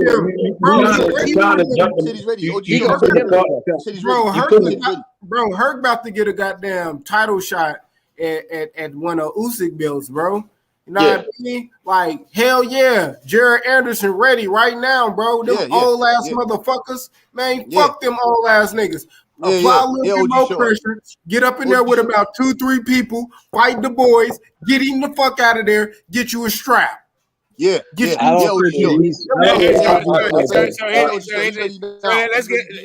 the UK their shot. Let's give the UK their shine, right? Like if you want to go through and be the top guys, then there's a plethora of UK challengers for Big Baby Miller. I mean, sorry, Big Baby Anderson. So you can get that Fabio Wardley smoke, and I feel like that is actually the best fight for him to have next. Would be Fabio Wardley. Yes. Not these fucking Daniel Dubois, not this other fucking thing. Like, work your way the fuck up. Who did Wardley just fight? No. He called out Dillian White. He called out Dubois. He called out all those guys. So I know he did. Right. Which fanboy is starting to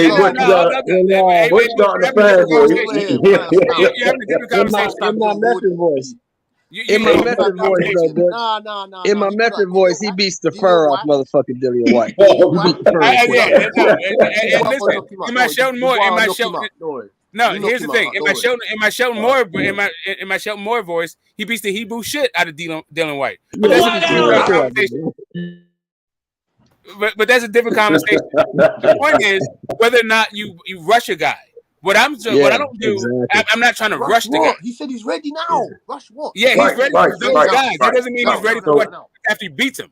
So, I get what you're saying, right? But none of them guys is going to raise their hand and be like, let me fight Jared. None of them. Promise you that.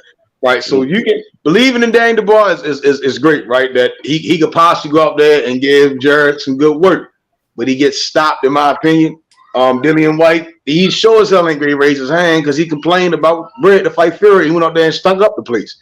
The only person I've seen give Jared Anderson his flowers amongst the heavyweight division is Tyson Fury.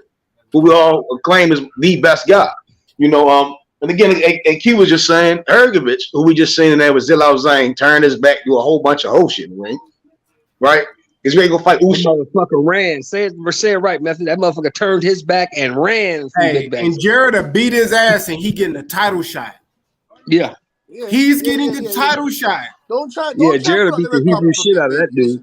Big Baby gonna have to do some digging before he gets to wherever he wants to get to. So you No.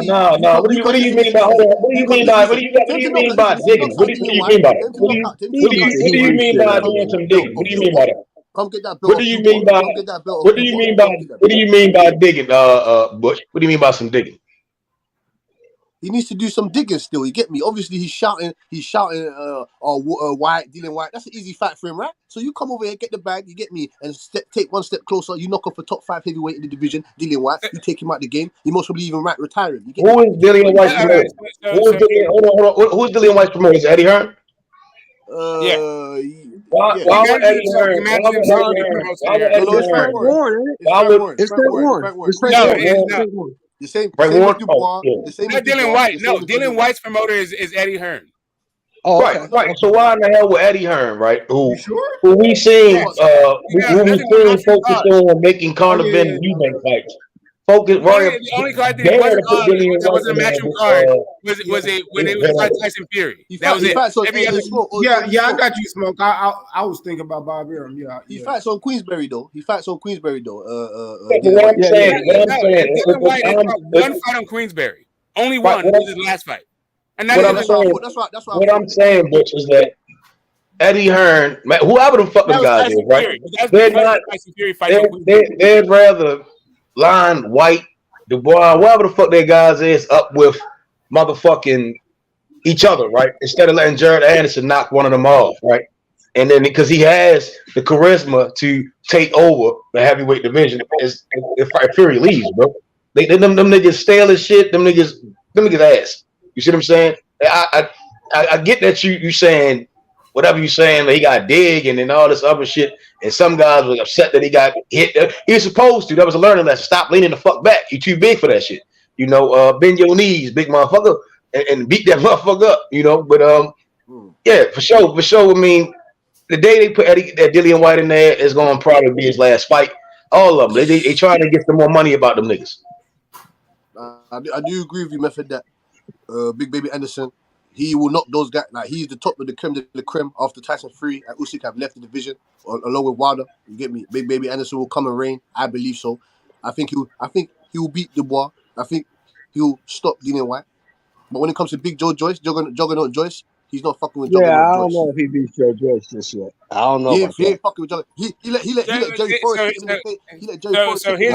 let Juggernaut Joyce with the shit.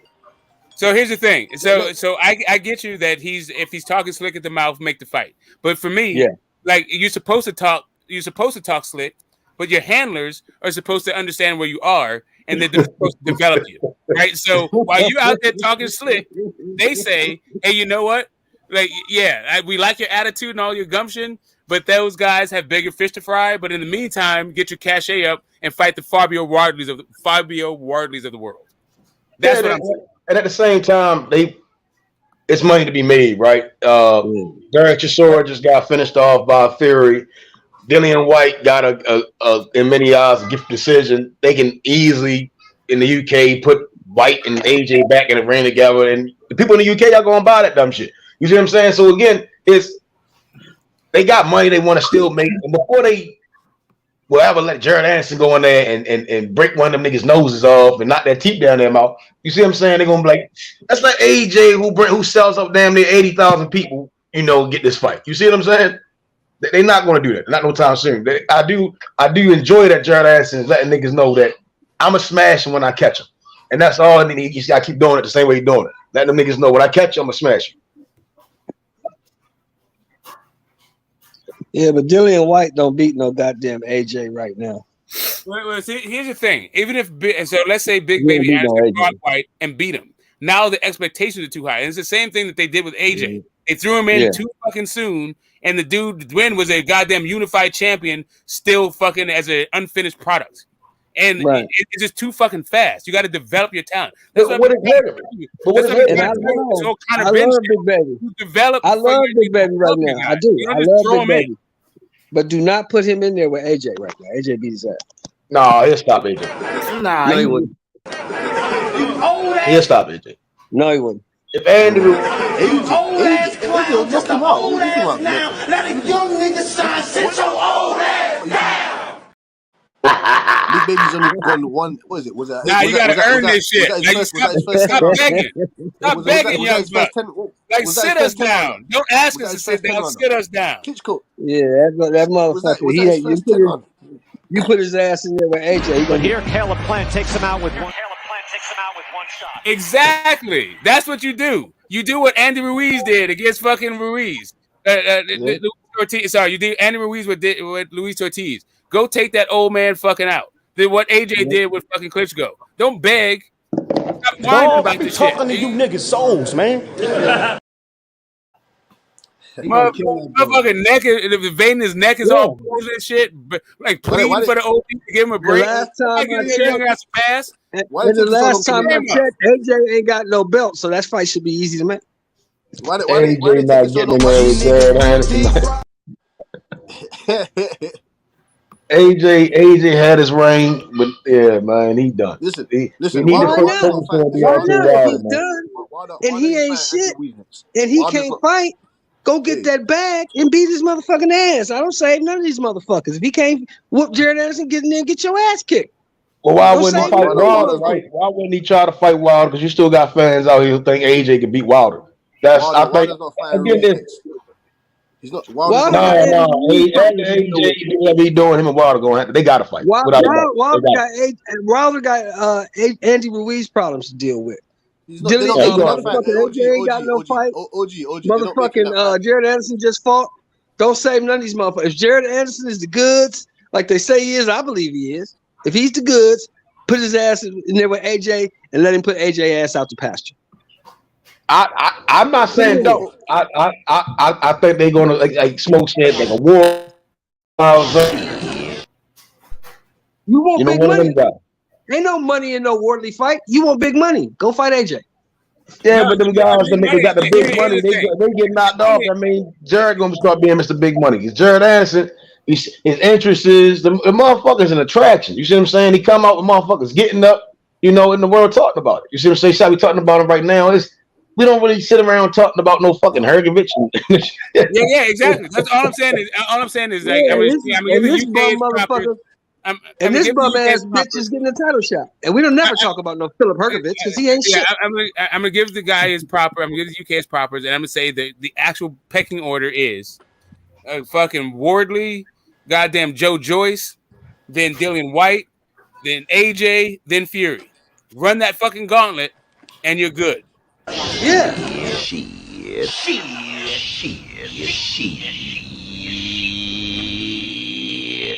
I said shit. Not the man. Yo, mans ain't even do. Man, y'all mans ain't even do that, and he had the fucking bill. Man, I'm telling you, Q. If you keep putting this motherfucker in there with the likes of a Jerry Force, he gonna fuck around and kill somebody. So we establishing. Okay, so we establish this that Jared Anderson right now in his career is better than what Wilder is in his career. Wait a minute. Hold on a second. Hold on a second. Do I think that Big Baby Anderson beats Deontay Wilder? I don't. No, I didn't say that. Nobody said that. So do I think that if Big Baby Anderson retired, he'd be a Hall of Famer? No, I don't. I didn't say that. Do I think you can pay-per-view fight? Like, literally, by no metric do I think Big Baby Anderson is better off in his career right now. Bro, 13 fights in. Oh, 13 fights. 13 fights in. 13 knockouts. But even 13 fights in, I think Wilder was already still a bronze medalist. Yeah. And we talking about a motherfucker right now that would beat who? He'd beat Frank. Well, I ain't gonna let me. He'll definitely Q. He'll definitely beat Luis Ortiz. He will definitely beat Luis Ortiz. I ain't gonna lie. 13 fights in Anderson versus 13 fight Wilder. He'll beat Wilder, bro. No, I'm not saying. Listen, I don't know because goddamn Wild, like that shot that goddamn Forrest hit him with. He ain't coming back from that shit if Wilder hit him with that same shit. Shit, Wilder ain't got no left hook. It's just the hell he don't. What do you think he fucking dropped goddamn Ortiz with? Who? Luis Ortiz in the first fight. Who the fuck is that guy? What do you mean, who is that guy? Okay. Like he's more. Who the fuck is Forrest? We know what Forrest is, man. Okay, now we don't. Yeah, I can't see the forest for the trees. Sorry. As a matter of fact, I gotta put some in the air right now. You ain't got the answers, man. You ain't got the answers. You ain't got the answers. You ain't got the answers, Sway. Kanye. I've been doing this more than you. Doing what? You ain't got. Come on. That nigga getting folded like a lawn chair, man. I tell you, I don't know who got a hold up. What's the one boy that got the did Frank Sanchez? He ain't get no medal in the Olympics, did he? Or did he not? Not a one. Not one. Not a one. Hey, 13 fights in that nigga Wilder for a nigga named Harold Sconiers. Who the fuck is that? Is that the nigga with the gym shorts on and the tennis shoes? That nigga had gym shorts and tennis shoes. Yeah. Why the fuck niggas in gym shorts and tennis shoes? And tank top. That nigga was fighting nigga 17, 20, and 2, nigga. Deontay Wilder, I saw Deontay Wilder fight a fat white boy who had on a slingshot, gym shorts, and tennis shoes. Wilder was fighting niggas ranked what Jared Anderson was, nigga, 30 fights in. This motherfucker, let me hear it, man. Come on, man. Yeah, that's over with, man. Yeah, Wilder, bro. I'm gonna look at it like this. If y'all want all these people to like go in on Jared Anderson, man, can we put that extra hype and that juice behind him because we want him to be heavyweight champ, man? Hey, if he get in there and get his ass, you know what I mean? Molly Walk, so be it.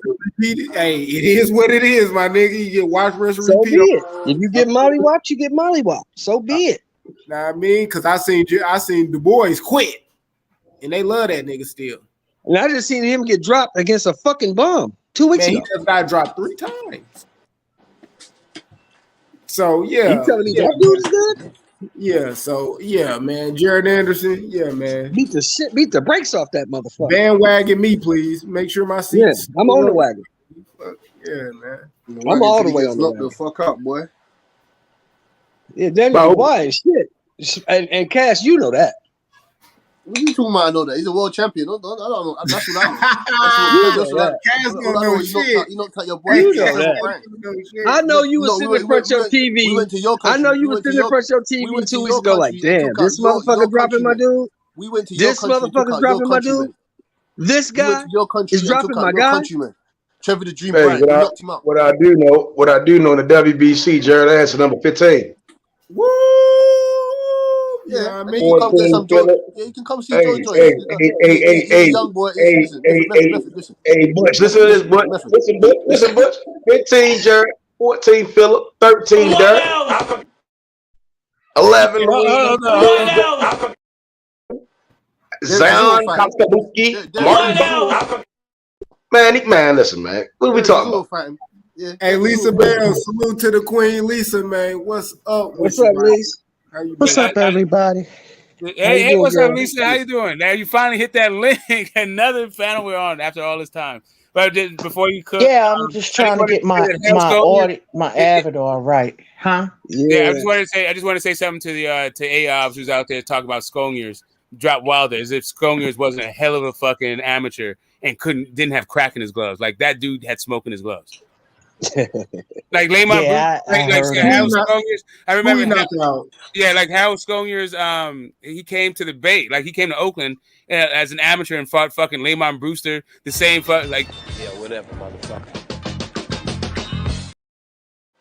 Like you don't think Layman Brewster is a good fighter? Like what? No, Harold Sconiers.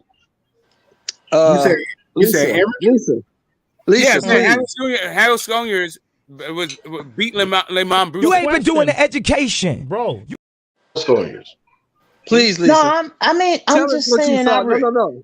I want you to tell us what you saw last night with Lopez, Lisa. Just tell us what you saw with Lopez, Lisa. Who is Lopez? Oh, Who's Lopez? TEO? Which Lopez? Yeah, Oh, that guy. TEO. That guy. I don't know. He just didn't look. I know Sandor Martin is a really crafty vet. I don't know. Really, it's really hard to tell with TEO right now. I think he just. Where do you see him? Like as far as like the level, he mid tier, low tier, top tier, elite level. Well, No, not in 140, not yet. No, he gotta still build. Maybe the Barbosa fight. Let's see how he looking at. You don't want him to go right to Josh Taylor, Lisa? Do y'all think a Nah, Barbosa fight nah. is easier or harder than a Sandor Martin? So I have another. No, you don't want that smoke, boy. Oh, You that's don't want a that hard smoke. one. I have a question for Okay, the whole both team. of these Sandor Martin. Let him answer my question. Let him answer my question. Yeah.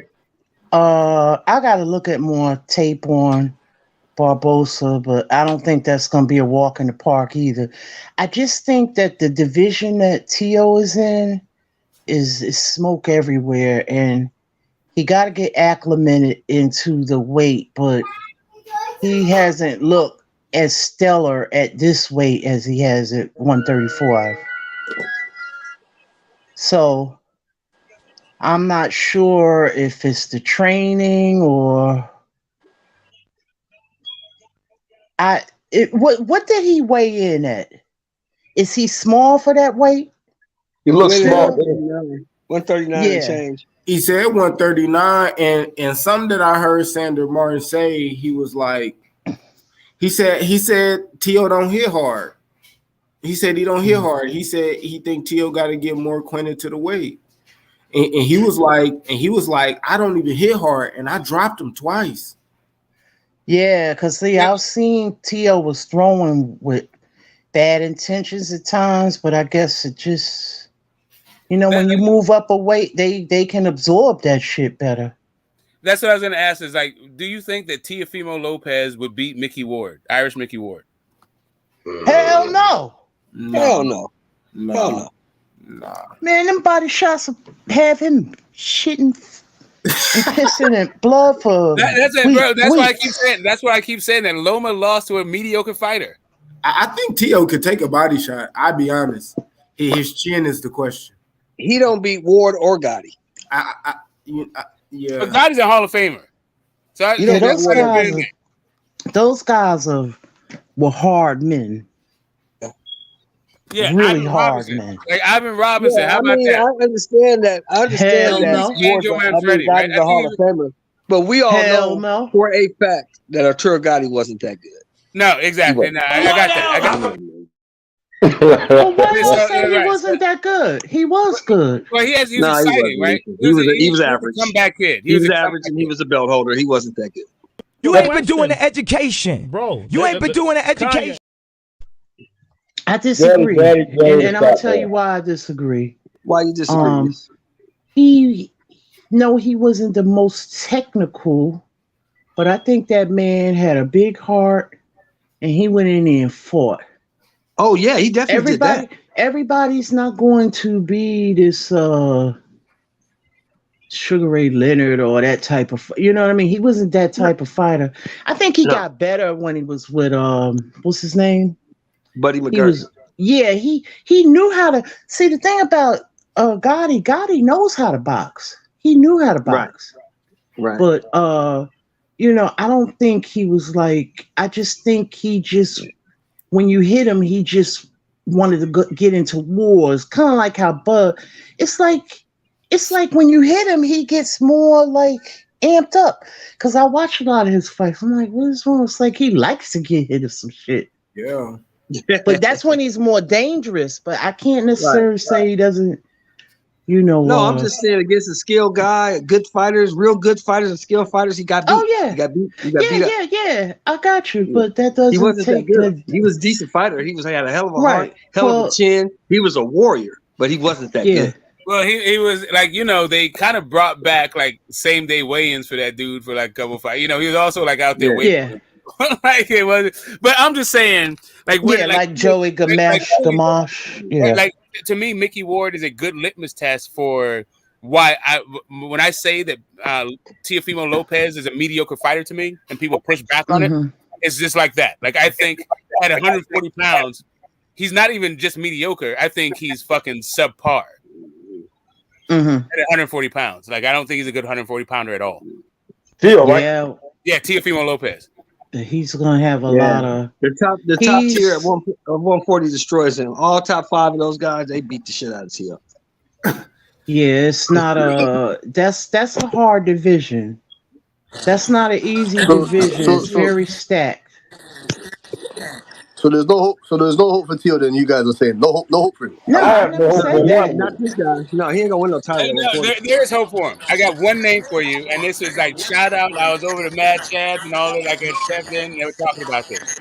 That is not my own thought, but I agree with it wholeheartedly. Ismael Salas.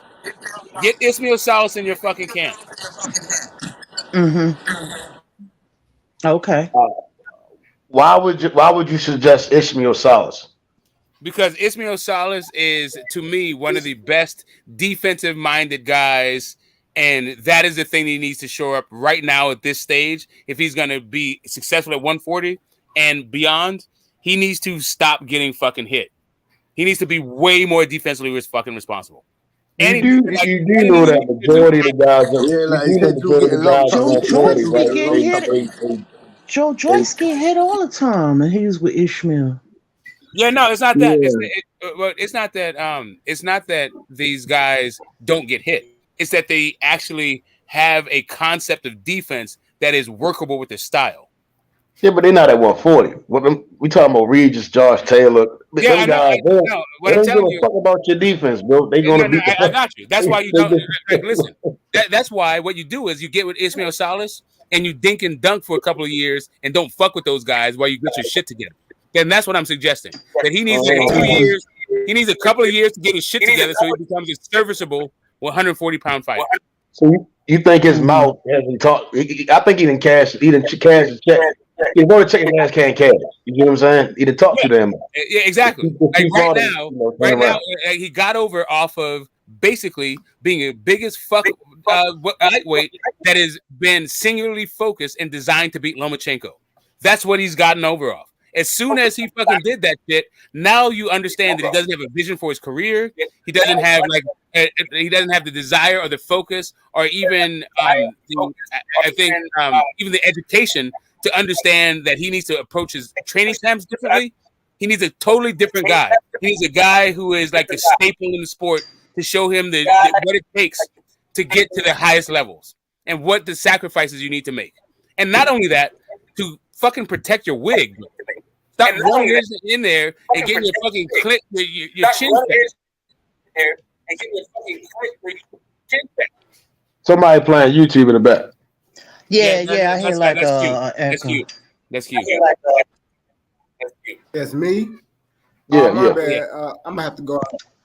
Keep cooking. No, all you gotta do is mute. All you gotta do is mute. You don't gotta go out, but just mute your mic. You're good. I'm not sure what trainer. I think it's a plethora of them. I'm not sure if you ever worked with Andre Rozier. It's just a lot of names. But again, the trainer ain't gonna make the nigga work harder, right? That shit come down to him and really accepting that he ain't shit. Like, you know, once you accept that you ain't shit, then you can go out here and get better. And he hasn't done that. I mean, immediately after the fight today, he got his middle finger up, saying "fuck the haters," and he believes niggas hating on him. Most of the people that are speaking on it want to see you be competitive and not a fucking body out there. You know, you're in a division where we got one guy that's a legit killer. He kills people in the ring, right? And then we got a guy like Regis who just stopped fucking Zepeda, who has never been stopped before.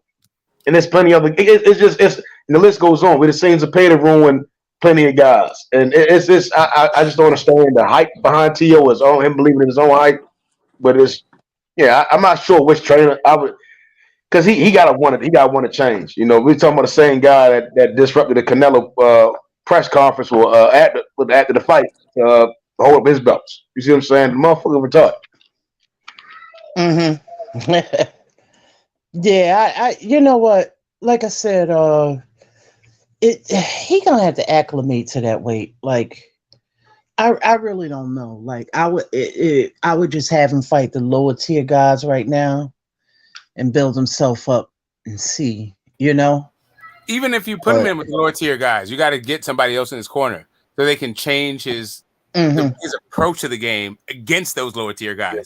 And But then see, the biggest problem with what you saying, we can talk about the next script. Is he willing to listen? Is he willing to listen to anyone?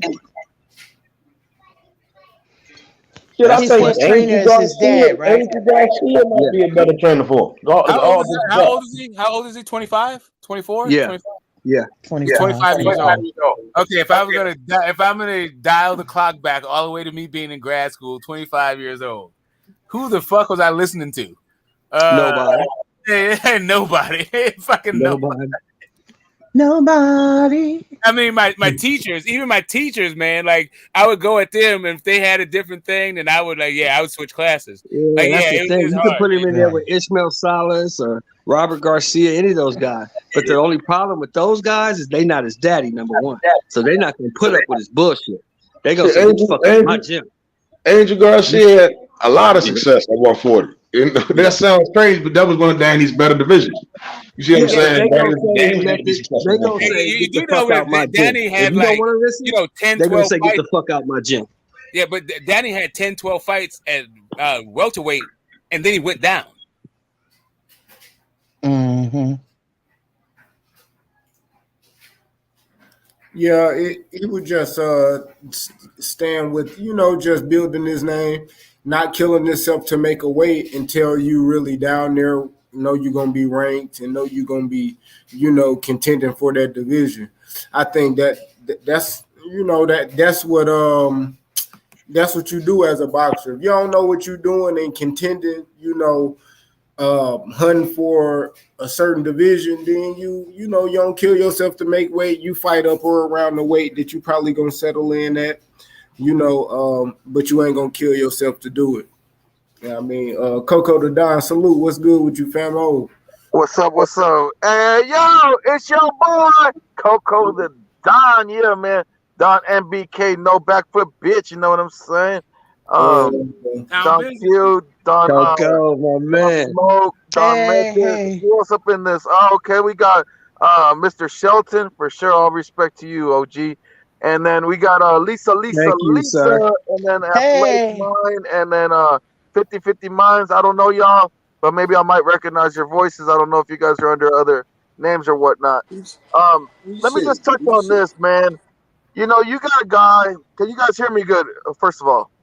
Yeah, we got you, Coco. Okay, good. So basically, I have it like this, man. Like people talking about, and Lisa, I don't mean no disrespect, but like this young man, this Teofimo Lopez is not gonna get acclimated. You know what I'm saying? We're talking about a young man that's at 140, and he's struggling against Sandor Martin, can't cut off the ring, getting battered and bruised, feet to the punch. I mean, I don't know what fight everybody's been watching, but I had that fight for Sandor Martin. Facts. Mm-hmm. Okay? So, I mean, we could keep on giving him sympathy points, but we're going to get that little man killed. You feel me? So, at the end of the day, I think Teofimo Lopez, he talks a good game, but he's cringy as fuck. And when it comes to his boxing ability, at 140, that big whopper ain't there. And I think that Devin Haney, I think that's a good matchup for him now, because you could see that Teofimo could get out boxed. You know what I'm saying? That power doesn't translate. And bigger Devin. I apologize. Can you guys still hear me? I just got a call. So can you guys still hear me? We got you, Coco. We got you. Yeah, you back. Yo. Can y'all hear me? Hear us. Yeah, we hear you good. You can't hear us. Hello. We got you, Coco. Yeah, he can hear us. We got you, Coco. Hear him. He can't hear us. He gotta go out. Yeah, he got to go out. Can you hear me now? You can't hear us, bro. You good? Can you hear us, Coco? Yo. Hello. Yeah, he can't hear us. Yeah. Just kick him out. Yeah, there you go.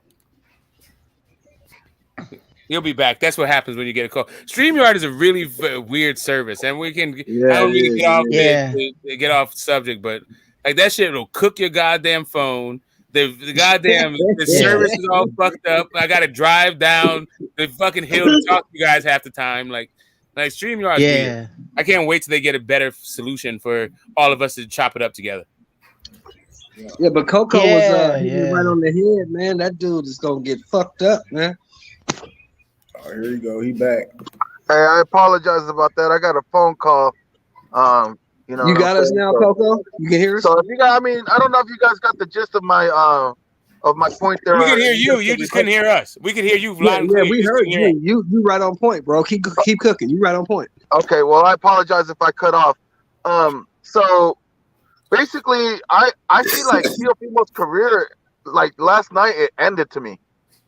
Like I'm sorry, but any backer, anybody that's gonna be talking that Tio Fimo crap, and if you even bring up Lomachenko again, to me, I consider it cap. And I don't have much time, but I'll listen to you guys. If you guys have anything to say against me, then go ahead. I'll wait. Hey, Coco. I'll just say he's young. The only thing I'll say is that he's young still. And I'll let Queen Lisa get it off. No, I was just gonna say, Coco. Well, you call yourself the Don now, yeah. Coco, did you see Bob Arum was saying that Sandor Martin was running? Why was he saying he was running? Like, that's his style. I did see that, Lisa. The post interview, and you saw Bob Arum coming through the tunnel, and he said, "Well, what are you gonna do? He was running all night. I mean, come on." Yeah. But at the same time, we can't have this, okay, so just because a guy can move out of the way. See, this is the problem with like when you got a guy like Teofimo Lopez that wants to engage and get you in the pocket, but he can't. So then we have to take away from the guy that's able to move away and outsmart him. I mean, we have to take into account there was one drop and one was questionable, and I consider it a drop, but it wasn't like officially called a drop. So think about this: he can't even handle the feather-fisted Martin at 140. Martin is not even the heaviest puncher at 140. You know what I'm talking about? So here's the thing: like he said, like Teofimo said, I need a better matchup. I need somebody better. But I also saw him. You know, I think this young kid is bipolar. I don't know if he's coming in sideways or if he's coming in straight, because at the same time he was saying, I need a better matchup, and then questioned himself saying, do I still got it? That's what I'm saying about this young man. I mean, okay, I will give him sympathy points for his asthma. I will give him sympathy points for whatever you want. But when it comes to putting it down in the ring, really, if Lomachenko would have put it on his ass because he came in with that reputation only for a Kome and a Nakatani fight, thinking that he was a hard hitter. But once Lomachenko figured out he wasn't a hard hitter, he was on his ass. Yeah. And you can just say that Lomachenko won the second half of that fight. That's all I'm saying. I just think that a lot of people put a lot of fucking medals and credits on this fucking Teofimo guy when he doesn't deserve them. He won one fight and he never defended it. And everybody was trying to give him undisputed, and he never was. Devin Haney is. And Devin Haney collected all the belts, and he's the official undisputed champion. Let's just keep it real. And if Devin Haney is looking for a fight at 140, I'm definitely going at Teofimo Lopez right now. You know what my friend told me last night? What? He said, sis, he said, I don't think the TEO really wanted to be a fighter, that it was his father's dream. That shit blew my mind. No, but he talks that good game, though. See, we can't give him more. See, that's the problem, Lisa. That's the problem. The problem is now we just gave up another excuse of why he is who he is. Oh, his father forced him in the ring. We can't do believe that, though. I believe a lot of them. So here's the thing. I agree. You can kind of tell. I think a couple of guys in the boxing, like that's not really. You too, Don Method. See, that's the bullshit, bro. Hold on, go. It's like you can kind of tell. You see what I'm saying? It's based on the regression. You see what I'm saying? Then we see the other guys, they just steadily getting better. That it just appears to be a sign. We see a lot of guys where their fathers just their trainer, and they don't know shit about boxing. You see what I'm saying? And I agree. It appears as though that's the father's dream, and the kids they just going along with the ride. So here's the thing. Here's my thing about this. So where Teofimo and his dad actually agree is that Teofimo is a showman. He wants to be an entertainer. The thing is, the entertainment, the segment of entertainment business that he's chosen is boxing. And that shit right there, most of the work is done outside of the public eye that you won't ever get credit for.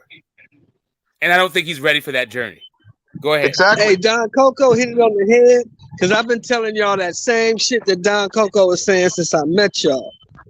Teofimo Lopez is not very good. He won one fight, and that one fight he's tried to live off of. Come on, for the Mr. rest Moore. of his You career. asked us what we already asked us to tell you what we already told you what you think about Teofimo Lopez. You ain't telling us So he nothing. beat one, but Coco, that's not what I'm saying. I'm saying what Coco just said, and he reiterated my point. Teofimo Lopez beat one guy, and he's tried to live off of that win for the rest of his career. One guy. That's my point about that one guy. Like, I don't understand why you guys don't. Right, not you guys, not on the panel. When I say you guys, I'm talking about the people who don't actually like look at Teofimo, not Teofimo, but Lomachenko's career with a critical eye. Not a hateful eye, but a critical one. Wait a minute. Like, Wait a minute. if you're losing from the guys like Teofimo Lopez and Orlando Salido, then why in the same breath are you calling this guy an ATG and generational talent? And all Nobody. Wait, I've never said that. I know you didn't. And like I said, I'm not talking about nobody on the channels ever said that. You're right. I'm only talking about the people who do say that. But it sounds like to me, OG Shelton, you're saying that this is just from what I'm hearing. It's like you're saying that Lomachenko was the creme de la creme, and that's T.O. ceiling. In his mind, Lomachenko was that. In our mind, Lomachenko wasn't that. But in his mind, he thinks he beat the best guy, and he tried to live off of that. When he really just beat a little guy, a 26-pounder who moved up. That's what he did. Let me say this too, if you guys allow me just 2 seconds. You know, fucking Lomachenko, he was pronounced king before he stepped into the ring. I mean, the guy was already propelled to be the next, because Bob Arum does a hell of a good job of promoting. But I mean, come on, bro. The guy like Lomachenko, I'll give him this. I'll give him that. I enjoy watching him fight. I do. But like when it comes down to it, I've never thought he was the best. You know what I'm saying? So that's the bottom line is like the way they promote these guys, the way they push them. Shout outs to Bob Arum and ESPN, but like a lot of guys are getting overhyped nowadays, and they don't deserve it. And the problem is we got these guys believing it. So you got a guy like Teofimo Lopez believing the hype, believing that he's the best, and that right there got him in trouble. He thought he was the best. I don't even think he trained for that Kambosos fight. And Devin Haney made it look easy, and that's facts. Facts. He went life and death with Kambosos. Kambosos says, "You want to run it back?" The man bit his tongue and says, "I gotta think. I can't really do a decision right." Like really? Like really? That's you? I mean, come on. Like if there's any Teofimo Lopez fans right now, just go away, bro. Like go to bed. It's over, bro. I feel like Teofimo Lopez's career is done. I feel like and you know what the problem is too? They promised this young man a pay-per-view. He just fought the 2 free fights. So now they promised him a pay-per-view. Who are they gonna put him in there? The only option is Devin now for a pay-per-view. No, Devin was destroyed. The third fight, I'm breaking it to you guys right now. The third fight for Teofimo Lopez, they gifted him a win. Martin won, and they know they owe him a pay-per-view. They can't give him a pay-per-view off a loss. They owe him a pay-per-view. Then they're gonna dump him. And but Haney and Teo is definitely not a pay-per-view fight at all. Yeah, it was before, but now I know for a fact that Haney will beat the shit out of T.O. And it's like, even if they were to talk trash, it's like you don't believe that shit T.O. saying. Like, his confidence is completely broken. You heard this nigga say it in the ring. Do I still got it? Exactly. Bruh, like T.O. man, I don't know where he goes from And you here. know, I don't like how he tries to. You know what I don't like about Teofimo Lopez? I really don't. He tries to big up on people. Like he'll pull up on somebody else's interview and he'll talk about his sponsorship and he'll talk about how he's doing great, how he doesn't even need the boxing money. Let him try that shit now.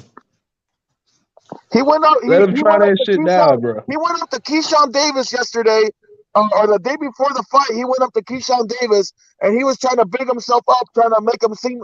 He seemed like he was trying to like belittle him and tell him like, yeah, one day you can make it up to this status where you don't really got to worry about like going to the fight. You just make that money outside the ring.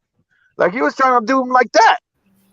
On some dumb ass shit, but I remember seeing Bob Arum say. Regis, he think Regis beat T.O. right now. Oh, so, Regis will kick his ass, probably put him in the hospital again. So, did you hear what Martin said? Martin said Progress killed him. Regis Progress is probably the most dangerous. Progress killed him. That's what that man said. Anybody at that 140 division. I don't give a fuck what anybody says. Hey, Regis gave him love last night on Twitter. You know what? He was being nice, Lisa. You know, that's one thing about being a class act. You don't have to fucking shit on people even though they're shitting on you. Yep. Right, but that's the maturity in Regis, because Regis knows he's a young man. Yeah, because he's already in his prime. Right. Regis is 33 years old. He's been 25, so he know what he's looking at. Yeah. Regis already got like 2 big contracts underneath his belt. He doesn't have to worry about little Teofimo Lopez. Mm-hmm. Yeah, T.O. just gotta. I feel like sometimes you have a low self. You know how people have low self-esteem, but they try to go around others to big themselves up. He's fake. Everything is a facade. Yeah, cringy. Yeah, he's cringy, man. When I see him talk, I don't believe it. That's what I'm saying, and that shit is exposed now. Hit it on the head last night when Marky Dan said, "I think T.O. needs to take a break from boxing and get his mental together." I think he needs to he's back with the wife now. Yeah. Is he gonna go down to 135? He needs to take some time. I don't even see what he can Maybe do. go the Deontay Wilder route. Wilder went and took bro. What can he do? Like, when you think about it, what can T.O. do? T.O. might need to go to bed. His career's on life support. His mental's on life support. The man is hurting. Like right now, he needs to take a break from boxing. And he needs to get his mental and his life together. I'm gonna tell you, come back. Hey, you know that the resting bitch face. That bitch is never happy. His bitch is never happy. You could give her the world. She wear black. She dressed in black to come to his fight. Hey man, she never put on a smile one time. The whole night. I saw that. All right, so if we're gonna start talking about his woman and other stuff, I feel like this is a prime opportunity for me to validate people saying that I hate on Terence Bud Crawford. That I'm just a hater. The jacket that he wore, the blazer that he wore to the after party was fucking atrocious. Go ahead. I don't know anything about clothing. What are you talking about? Okay. You don't know how to dress Smoke. I don't even know. I'll tell you, the best outfit was worn by that heavyweight, the real Baby Miller. I thought the Grinch outfit was awesome, bro. I thought that was cool. I'm saying my man got the black and white checkered fucking jacket that like the 80s called. That's called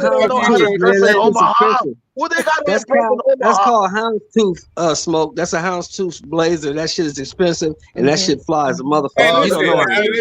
Just because it costs a lot of money doesn't mean you should put it on your fucking body. You don't know how to dress. Hey, if you want to get a good stylist, get a gay man. I'm gonna tell you, get a gay man style.